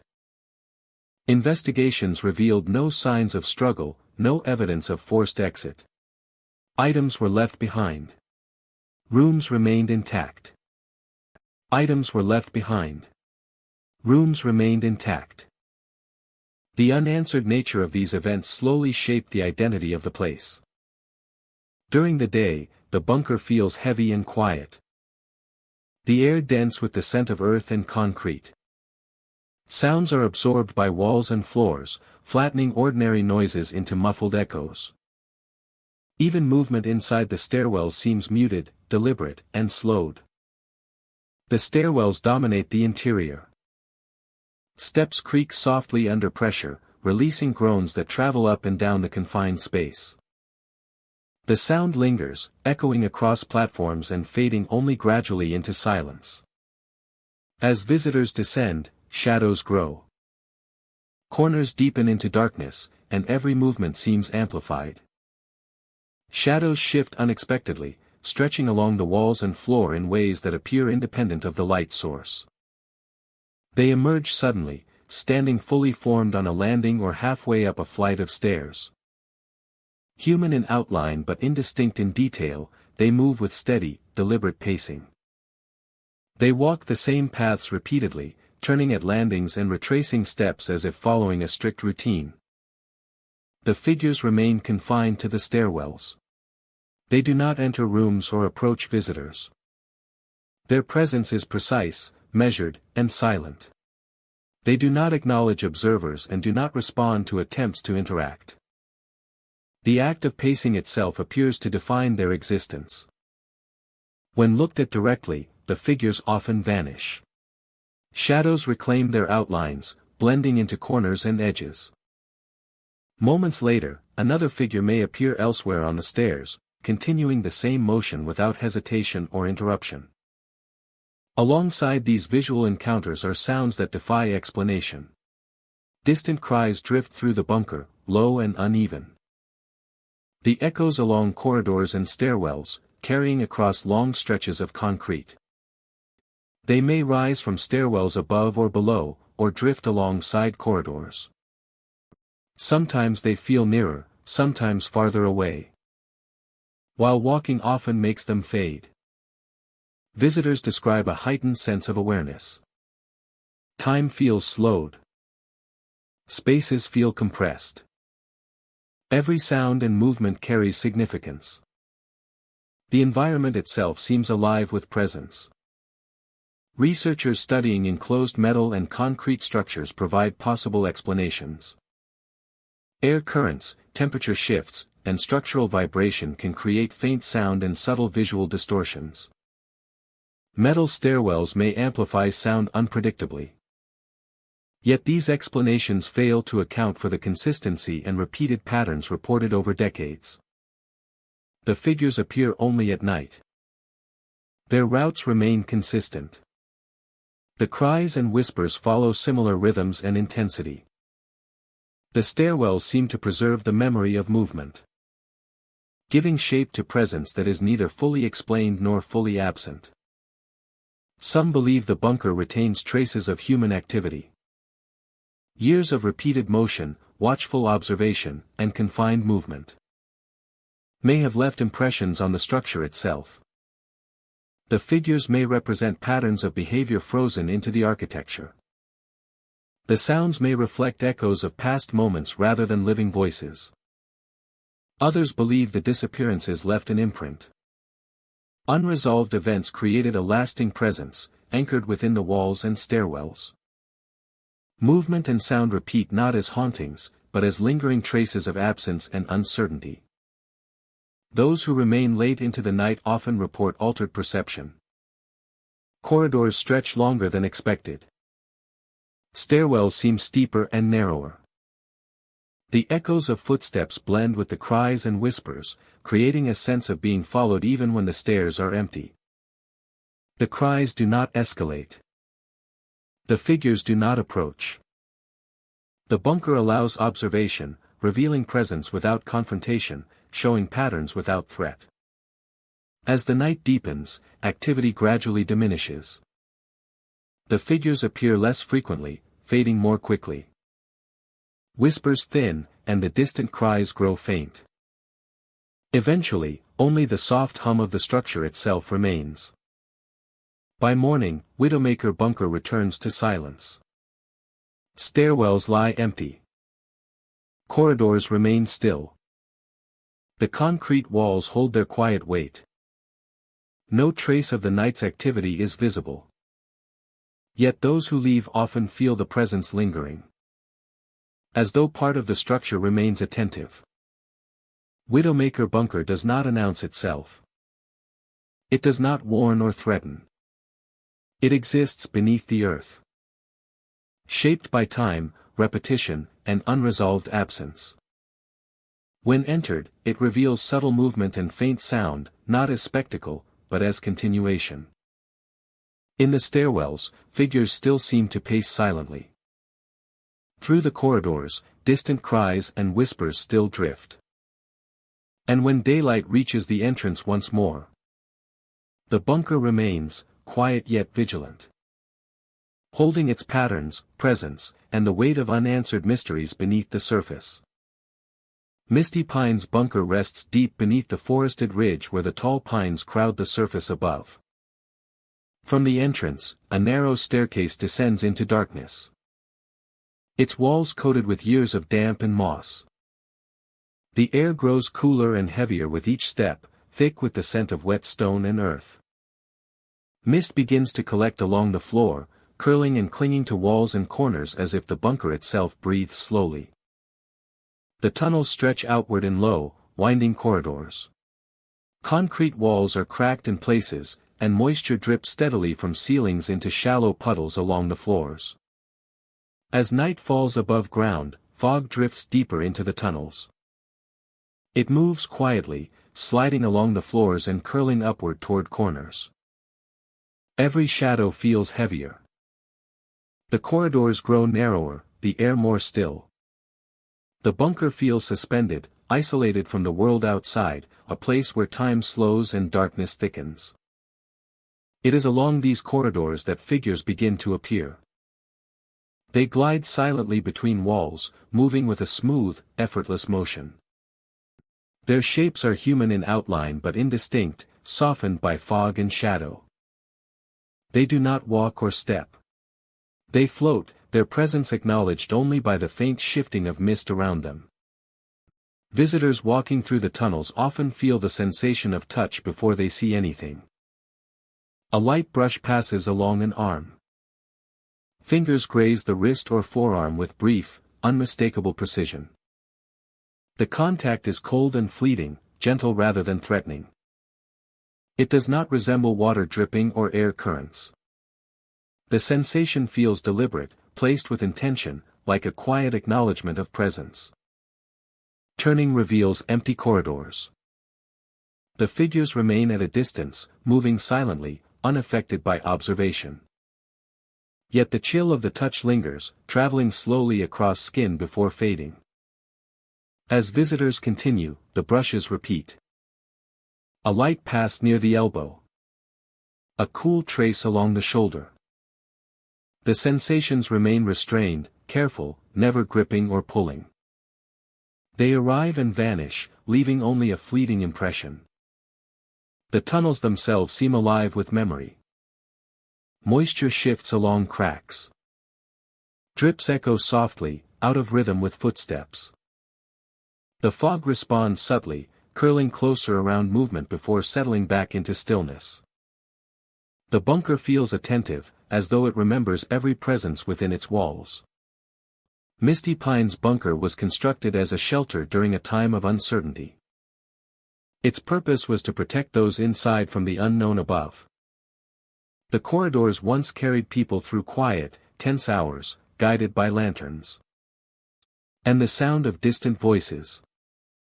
The walls absorbed sound, light, and motion, holding it long after the occupants departed. When the bunker was abandoned, it was left intact. Doors were sealed. Equipment removed. Darkness filled every corner. Moisture and fog became permanent residents, creeping through corridors and settling low along floors. Silence replaced human presence, but the space retained memory. Some believe the figures reflect that history. Shapes gliding where people once moved. Touches echoing close contact along narrow passages. The fog seems to preserve the routine of human movement, translating it into form without bodies. As night deepens above the forest, activity within the bunker grows more apparent. Figures glide through multiple corridors at once, each confined to its path. They never intersect. They do not react to observation. They move in measured calm, tracing routes that seem preordained. The sensation of unseen hands becomes more noticeable in certain sections. A brush along the forearm. A cool pass near the shoulder. The contact remains brief and precise. Despite the unnerving experience, panic rarely takes hold. The atmosphere does not feel hostile. The figures do not approach aggressively. The touches do not intensify. Everything unfolds slowly, controlled, and restrained. Those who pause notice a shift. The brushes fade. Figures retreat slightly into shadows. The fog thins and settles, giving the sensation of balance and stillness. When movement resumes, the activity returns. Figures glide along corridors once more. The fog curls around motion, responding subtly to presence before settling again. Attempts to document the phenomena have produced limited clarity. Photographs capture damp corridors and fog-filled tunnels. Video footage shows shifting shadows and faint movement, resistant to focus. Audio recordings reveal only dripping water and the soft hum of the structure. Environmental explanations suggest moisture, low light, and confined spaces heighten perception. Fog and reflection may account for some effects. As night reaches its quietest hours, the activity gradually lessens. Figures glide less frequently, dissolving quickly into shadow. The sensation of unseen hands fades entirely. The fog begins to lift slightly, drifting toward cracks and corners. By early morning, Misty Pine's bunker appears unchanged. Corridors remain damp and quiet. Figures are gone. Touches no longer occur. The air feels lighter. Sound travels freely. The world above the surface returns to normal. Visitors leaving often pause at the entrance. Looking back at the sealed doorway.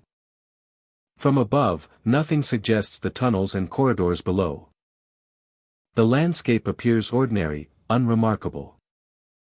Yet those who walked the bunker remember clearly. Figures gliding silently through misted corridors. Unseen hands brushing lightly along skin. The sensation of presence in a place built to hold people in isolation and stillness.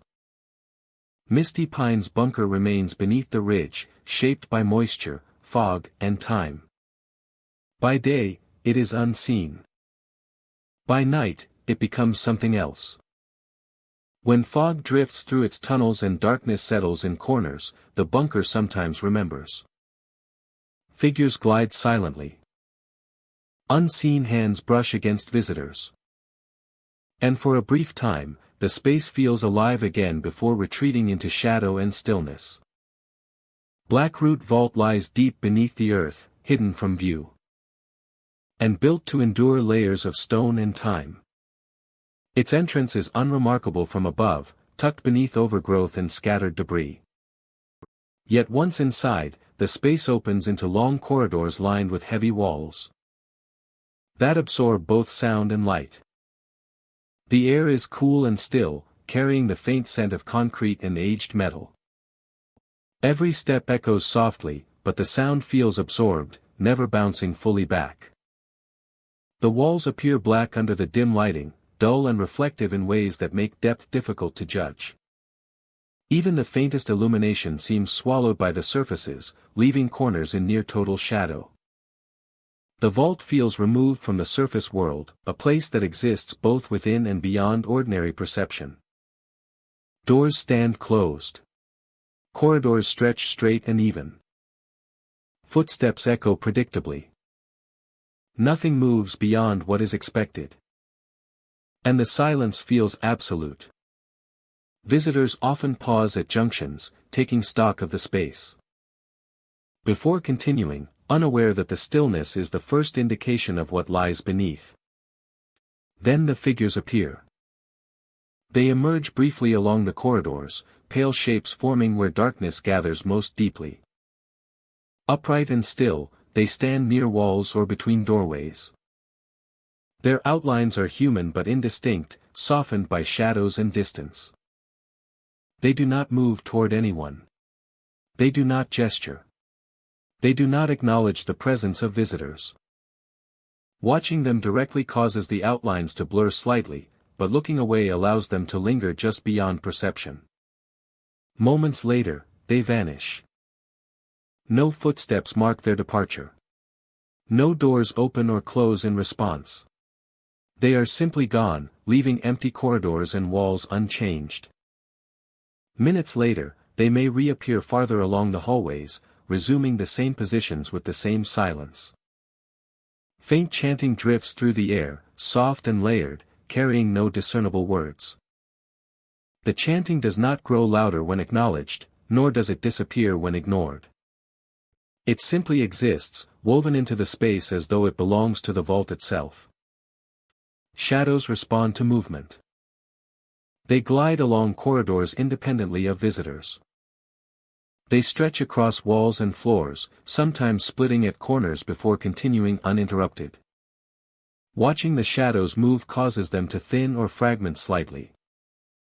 Looking away allows them to continue their silent passage. The effect is subtle, almost imperceptible at first, but it creates the impression of life within the walls. Historical records of Black Root Vault are sparse. Constructed to store sensitive materials, it was designed for security and endurance. Over time, it fell into disuse, its original purpose abandoned. Access became restricted, and the vault remained sealed beneath layers of earth and stone. Those who worked here disappeared from daily routines, leaving only the structure itself as a witness to its own operation.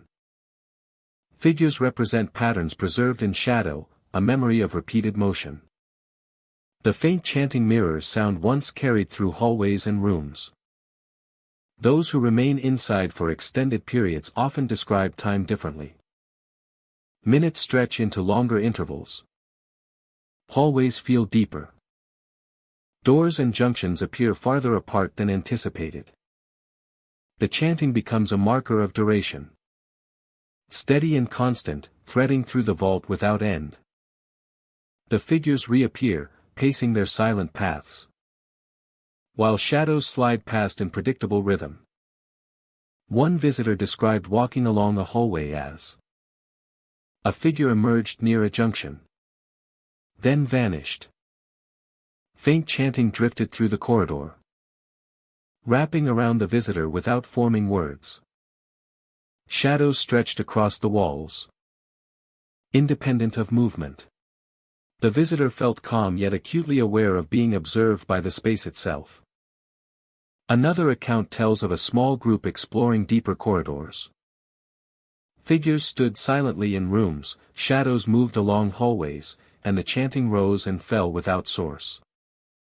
The group felt a presence brushing along their shoulders, light and fleeting. When they paused, the motion slowed, then resumed as they walked again. Despite its reputation, Black Root Vault does not feel hostile. Nothing rushes or attacks. Doors do not slam. The chanting does not intensify. Figures do not approach. The tension arises not from threat, but from awareness or realizing that the vault is attentive, and that presence is acknowledged without physical interaction. As exploration continues, the activity often fades. Figures appear less frequently. Shadows thin and blend into the darkness. The chanting softens, merging with the quiet hum of air moving through the vault. The space settles, returning gradually to its initial stillness. By the time visitors prepare to leave, the corridors feel normal once more. Doors are closed. Rooms appear empty. Shadows remain fixed. The faint chanting disappears into silence. Emerging to the surface, the world outside seems unchanged, sunlight bright and forest or earth undisturbed. Blackroot Vault exists between structure and memory. Walls appear black under dim lighting. Figures emerge briefly, then vanish. Faint chanting carries through the air, unclaimed by any source. It does not warn. It does not demand belief. It simply preserves movement, presence, and sound within its walls, waiting patiently beneath the earth for the next footsteps to remind it, once more, that it was built to hold both objects and echoes alike.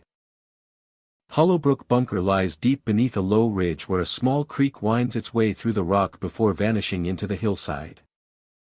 By day, the entrance is unassuming, tucked into earth and stone, and the exterior gives no indication of the network of corridors and chambers hidden below. The descent into the bunker begins along a narrow access tunnel. The air grows cool and damp with each step, carrying the faint scent of water and stone. The walls are rough concrete, mottled with moisture and mineral deposits. Sound behaves differently here, compressed and distorted by the tight spaces and the flowing creek beneath. Inside, the bunker spreads into a series of narrow corridors and rooms. Some passages run directly above the creek, supported by wooden platforms that allow movement without stepping into water. Other areas are dry, lined with concrete walls and low ceilings that amplify even the smallest sound. Doors line the hallways at regular intervals, each leading to small chambers once used for storage, equipment, or temporary occupancy. During daylight hours, Hollowbrook Bunker is silent and still. Light is limited, only seeping in faintly from the entrance. Footsteps echo quickly in the corridors but carry little beyond a few meters. The structure feels paused, holding itself in careful balance between the underground and the world above. As evening approaches, subtle changes begin. Shadows deepen along the hallways, stretching across doorways and corners. The creek beneath reflects minimal light, creating moving patches of reflection on ceilings and walls. Air feels heavier, carrying a quiet sense of anticipation, though nothing visible has yet moved. Nightfall brings the most notable activity. Figures begin to appear along the corridors and wooden platforms. Their outlines are human, upright and proportioned, but lacking detail. Faces, features, and clothing cannot be discerned. Their presence is defined by motion, rising slowly from the shadowed corners and flooded areas. These figures move with deliberate pace, gliding along corridors or stepping carefully along the platforms above water. They do not rush or react to observers.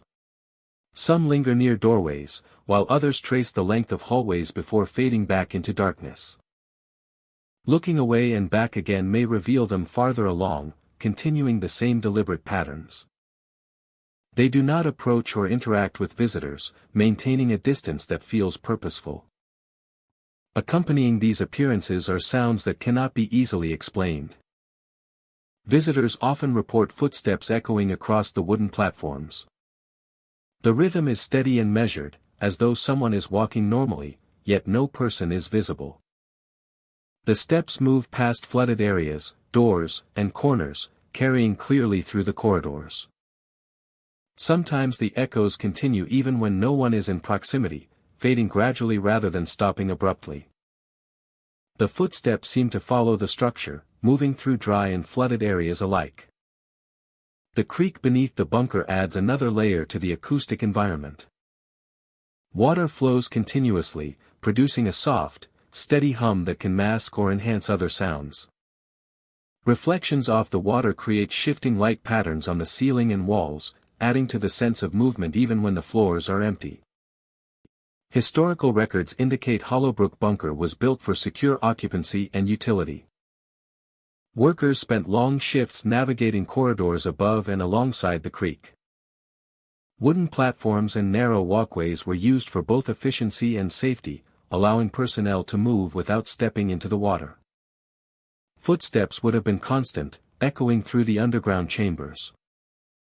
Many believe that the nighttime activity reflects these historical routines. Figures trace paths once traveled by workers. The bunker appears to remember the motion and rhythm of the people who once occupied it. Visitors describe the experience as controlled rather than threatening. The figures do not approach. The presence feels observational, as if the bunker itself is replaying moments from its past. Sound behaves unpredictably underground. Echoes can make footsteps seem closer or farther than they are. The constant flow of water alters perception. Silence between movements feels heavier, pressing inward rather than outward. Attempts to document these phenomena rarely succeed. Photographs capture empty corridors and dark platforms. Video footage shows only faint shadows shifting under dim light. Audio recordings may capture footsteps or water flow, but the figures themselves remain invisible, and sounds often fade before registering fully. Time perception is altered while inside the bunker at night. Without daylight, minutes stretch and compress. Leaving the bunker often feels abrupt, like stepping from one world into another. As the night progresses, activity diminishes. Figures appear less frequently and fade more quickly. Footsteps become softer and more irregular, eventually blending into the natural sounds of water and wind. The wooden platforms grow quiet, and corridors return to stillness. The corridors are empty. The platforms stand undisturbed above the creek. Only the water continues its steady flow, grounding the underground structure in continuity. At sunrise, the bunker appears unchanged. Light reaches the entrance but does not penetrate deeply. The wooden platforms are empty.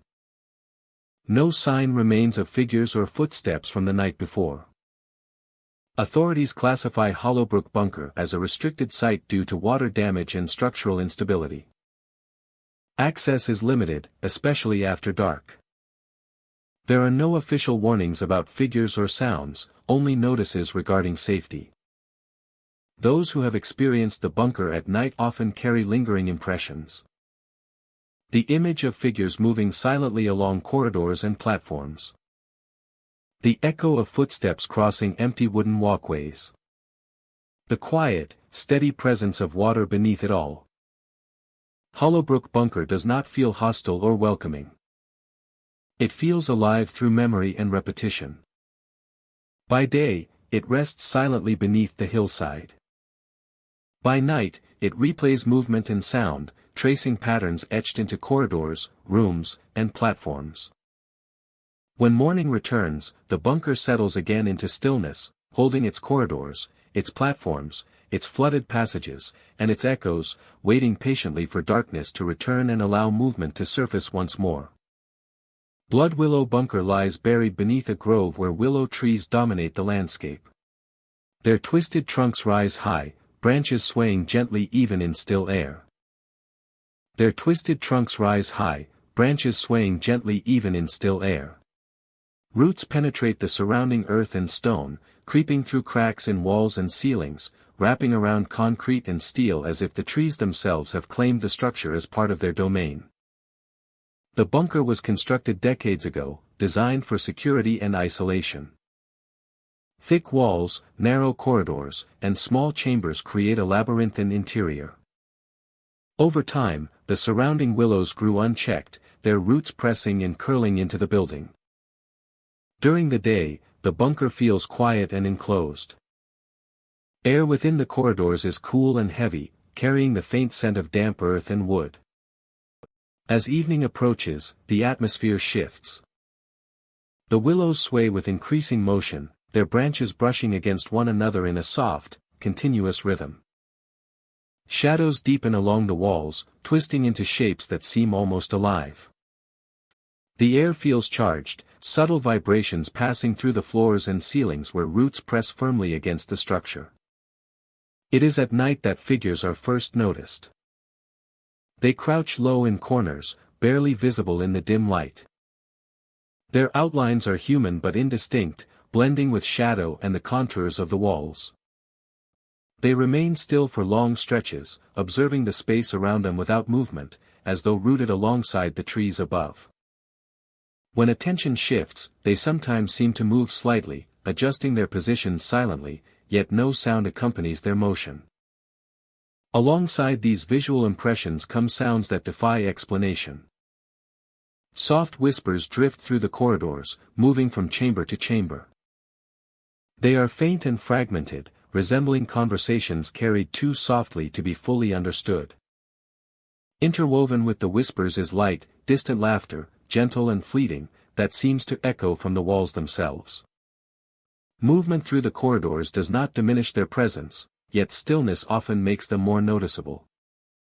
The bunker feels responsive, as though attuned to the awareness of those inside. Visitors often report a heightened sense of perception. Time feels slowed, distances compressed. The combination of shadowed figures, whispering voices, and soft laughter creates an awareness of the environment as alive. Observers report a sense of being watched, not threatened, an attention that is calm but persistent. Researchers studying similar spaces point to environmental explanations. Air currents through enclosed structures can carry sound unpredictably. Metal and concrete can resonate with subtle vibrations. Organic growth, such as roots pressing against walls, can amplify movement or create minor sounds.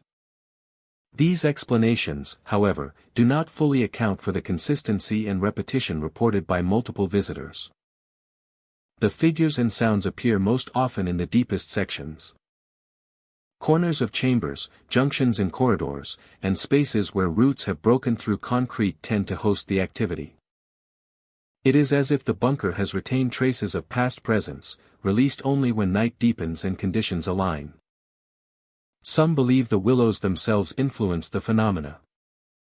Roots pressing through ceilings and walls may transfer subtle vibrations, carrying motion and sound in ways imperceptible to casual observation. Branches above respond to wind, transferring energy downward into the structure. This coupling of organic and built elements may produce effects that are sensed as movement and sound. Others believe the bunker holds memory. Years of occupancy, patrols, and quiet observation may have left residual impressions within the corridors and chambers. Figures may represent routines frozen in space. And whispers may echo emotions absorbed by the building itself. The laughter and murmurs may be remnants of moments once present, now woven into the fabric of the bunker. Those who linger often describe altered perception. Shadows appear to shift subtly in response to attention. Time seems measured by the movement of figures rather than the clock. Sound and silence interlace, creating a sense of presence even when the space appears empty. As night progresses, the activity gradually diminishes. Figures withdraw into the deepest corners. The whispers fade, and laughter grows faint. Only the subtle rustle of roots and branches remains, merging with the ambient sounds of the bunker itself. By morning, Blood Willow Bunker returns to stillness. Light penetrates weakly through cracks. Shadows shrink, and the air becomes less heavy. No trace of the night's figures or sounds remains. Yet the atmosphere retains a quiet weight.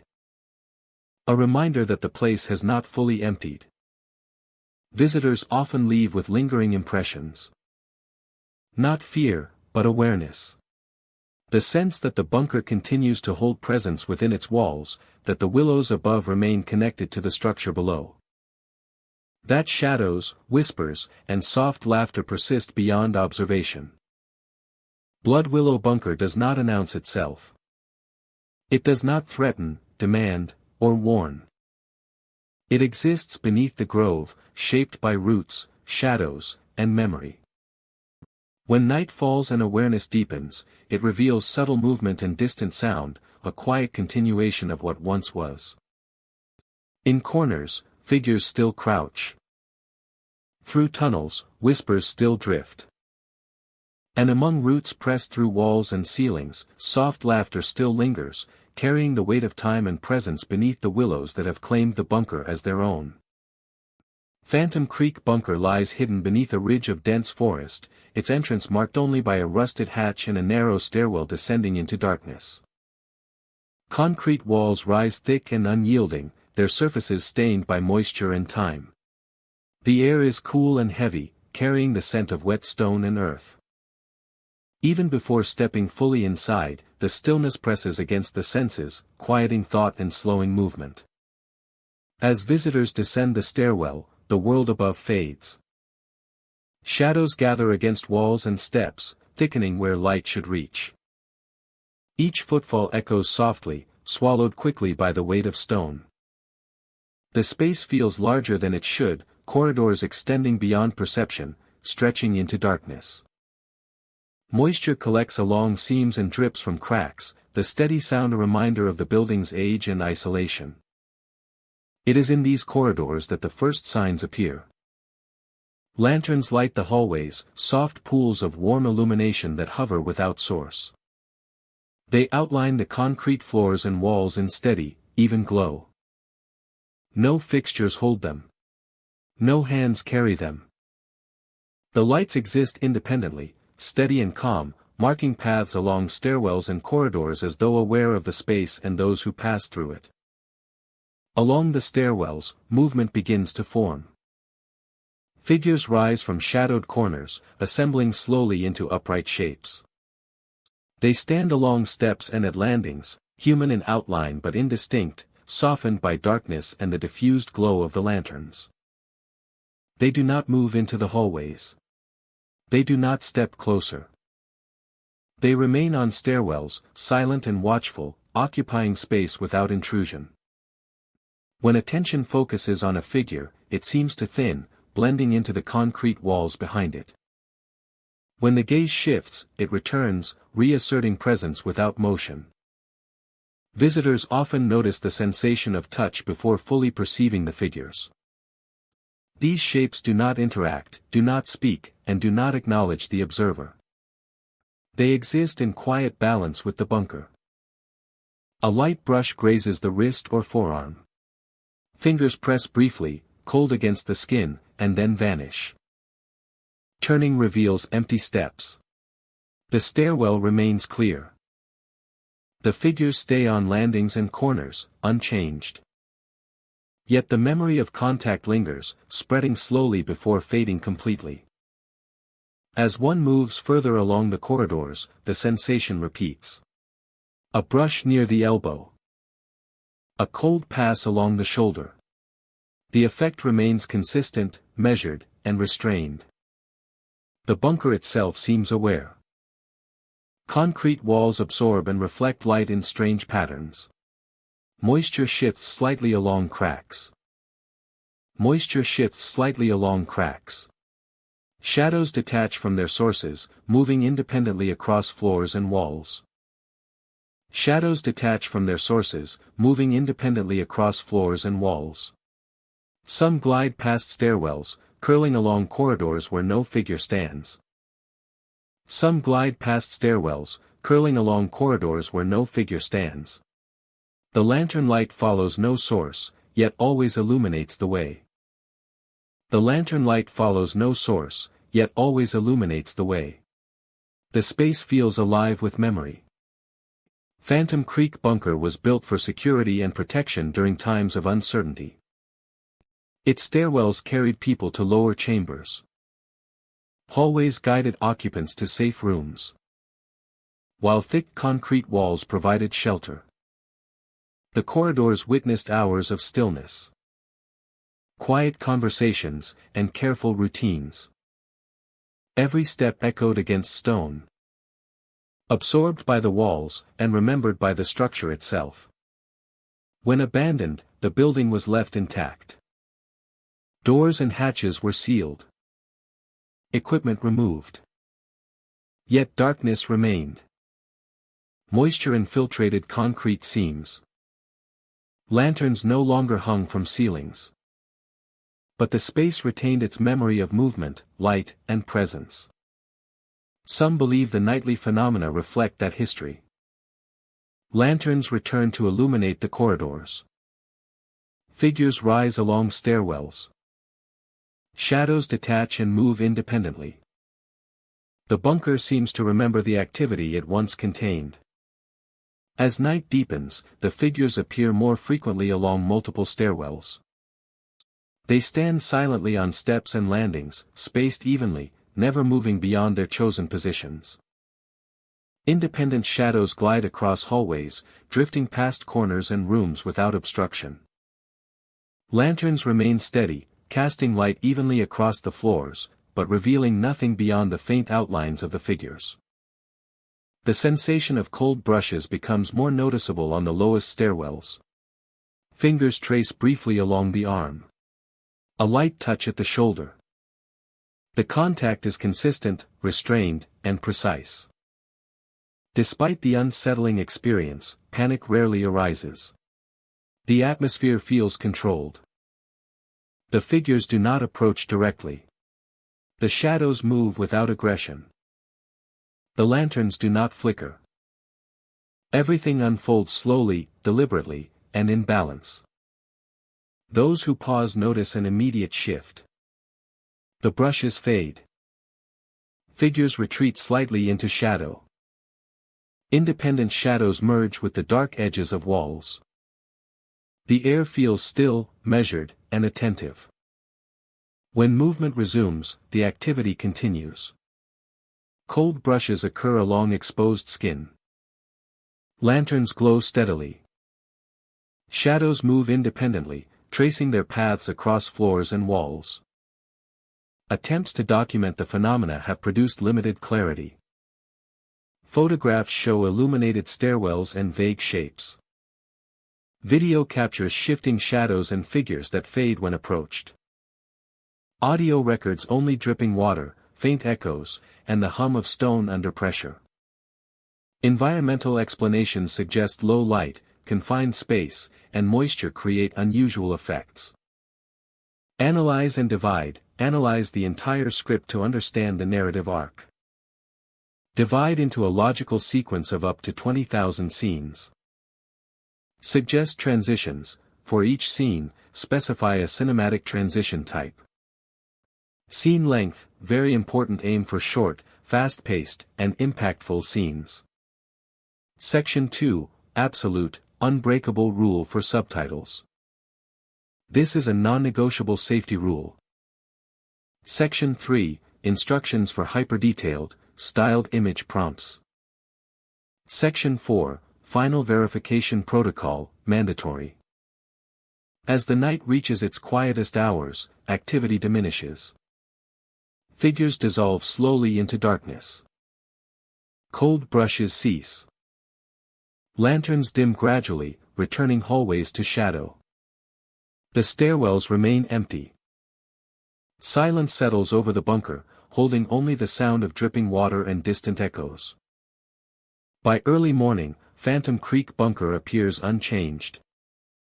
Visitors leaving often pause at the entrance, looking back toward the hidden depths.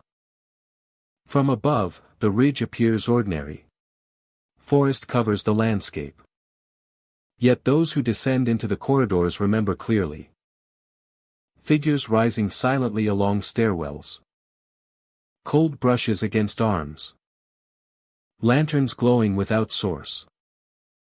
Phantom Creek Bunker remains sealed beneath earth and stone. By night, it becomes something else. Figures rise once more. Shadows drift freely. Cold brushes pass lightly against skin. And for a brief time, the bunker remembers the presence it once contained. Darkwater Vault lies deep beneath the earth, hidden beneath layers of soil and stone. The entrance is unassuming, partially concealed by overgrowth and fallen debris, giving no indication of the vast structure below. Once inside, the outside world disappears entirely.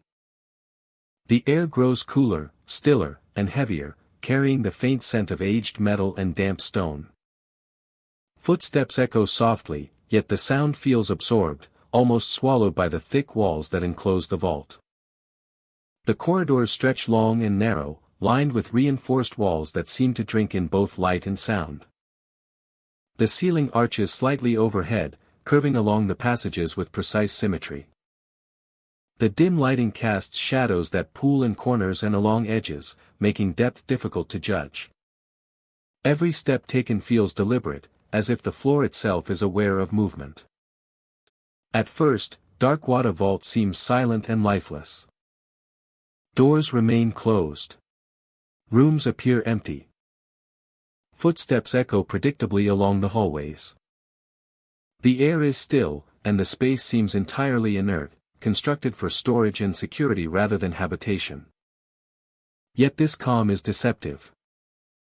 The longer one remains, the more subtle signs of presence become evident. Figures begin to rise. They appear silently along the corridors, emerging from shadow without sound. Upright and motionless, they do not move toward visitors or acknowledge them. Their outlines are human but indistinct, softened by dim light and distance. Looking directly at them causes the figures to blur, but looking away allows them to linger. As if following predetermined routes, they pace slowly. Moments later, they vanish. There is no sound marking their departure. No doors close. No trace remains except for the empty corridor and the memory of movement. Occasionally, the figures reappear farther along the same passage, resuming their silent rhythm without pause. Soft lights drift through the vault, hovering silently without hands or wires to guide them. They emit a gentle, steady glow that illuminates walls and ceilings, casting long shadows along the floors. The lanterns move slowly and deliberately, pausing at intersections and rooms, then continuing as if tracing routes established long ago.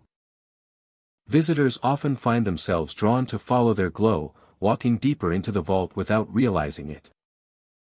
Sound manifests in subtle ways. Footsteps echo behind visitors, sometimes matching their pace exactly. Whispers drift through the air, soft and indistinct, passing from wall to wall without source. Faint laughter rises intermittently, distant yet close enough to be unsettling. The floor itself seems alive. Some visitors report feeling vibrations beneath their feet, subtle and rhythmic. The earth groans quietly, a low hum carried through the stone and concrete, warning those who enter to remain cautious. The sensation is never violent, never sudden, but persistent enough to remind one of the power and depth beneath the walls. Within the rooms, the atmosphere is equally disorienting. Figures stand silently by windows or walls, and shadows shift independently of movement. Curtains stir without breeze. Lanterns float above, illuminating details that seem familiar and strange at once. Pale faces emerge briefly in corners, staring from the darkness before dissolving back into shadow. Visitors often feel watched, not threatened, as though the vault is aware of their presence but unconcerned with their intentions. Historical records of Darkwater Vault are incomplete. Constructed as a secure storage facility, it was designed to withstand pressure from above and isolate its contents completely. Over time, it fell into disuse. Access was restricted, and the vault remained sealed, yet movement persisted. The structure seems to remember routines long after human activity ceased, preserving echoes of motion and sound. Local belief suggests that the vault itself retains consciousness of past events. Figures reflect patterns of movement repeated over decades. Lanterns echo the light once carried through corridors by workers. Whispering voices represent attention left behind in empty spaces. The walls themselves, blackened and absorbing, retain memory of steps, pauses, and presence. Visitors who stay long within the vault report altered perception of time. Corridors stretch farther than they should. Distances between doors appear inconsistent. The lanterns mark movement and progress rather than hours. Figures appear more frequently after midnight, while shadows slide along walls and ceilings. The floor vibrations continue, steady and rhythmic, reinforcing the sense of the vault as alive.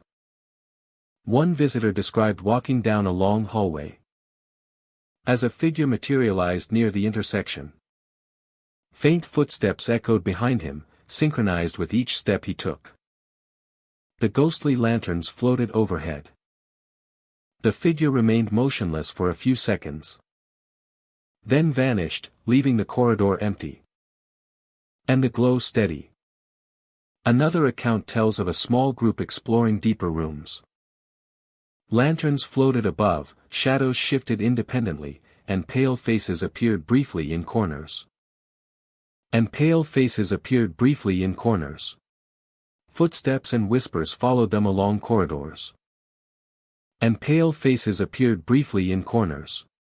Footsteps and whispers followed them along corridors. The sensation of being brushed by unseen presence was subtle but persistent.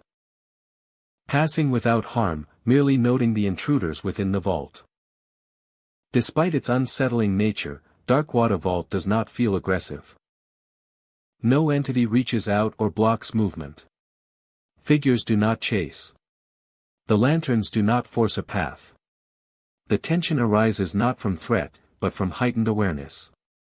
Every motion, every step, is observed by the space itself, as if the vault continues to function without human participation. As the night progresses, activity begins to subside. Figures appear less often. Shadows blend more fully with the dim light. Lanterns drift more slowly, their glow fading. Whispers and faint laughter dissipate. The vibrations of the earth diminish, leaving quiet once more. By dawn, the vault returns to stillness. Corridors are empty. Rooms appear abandoned. Lanterns are no longer visible. Shadows settle. The sense of presence fades, emerging from the entrance into daylight. Visitors find nothing to suggest the strange activity that took place below the surface. Darkwater Vault exists at the intersection of memory and structure. Figures rise silently along corridors. Ghostly lanterns float above rooms. Footsteps, whispers, and faint laughter mark passage. The earth groans beneath, reminding those who enter that the space remembers, observes, and waits patiently for the next presence to pass through its halls, continuing the cycle once more. Thank you, my dear friend, for walking with me tonight through the haunted underground bunkers of Virginia. These bunkers may seem silent by day, but by night they are alive with shadows, whispers, and spirits that refuse to rest. If you ever wander into an underground bunker at night, and fog drifts through the hallways, or shadows move along the corridors, or lanterns appear floating above rooms, not every shadow is harmless. Not every passage is safe. And not every figure belongs to the world of the living. Walk carefully. Keep your lanterns close. And may the spirits of the underground leave you to return safely. Until our next haunted journey, my dear friend. My dear friend.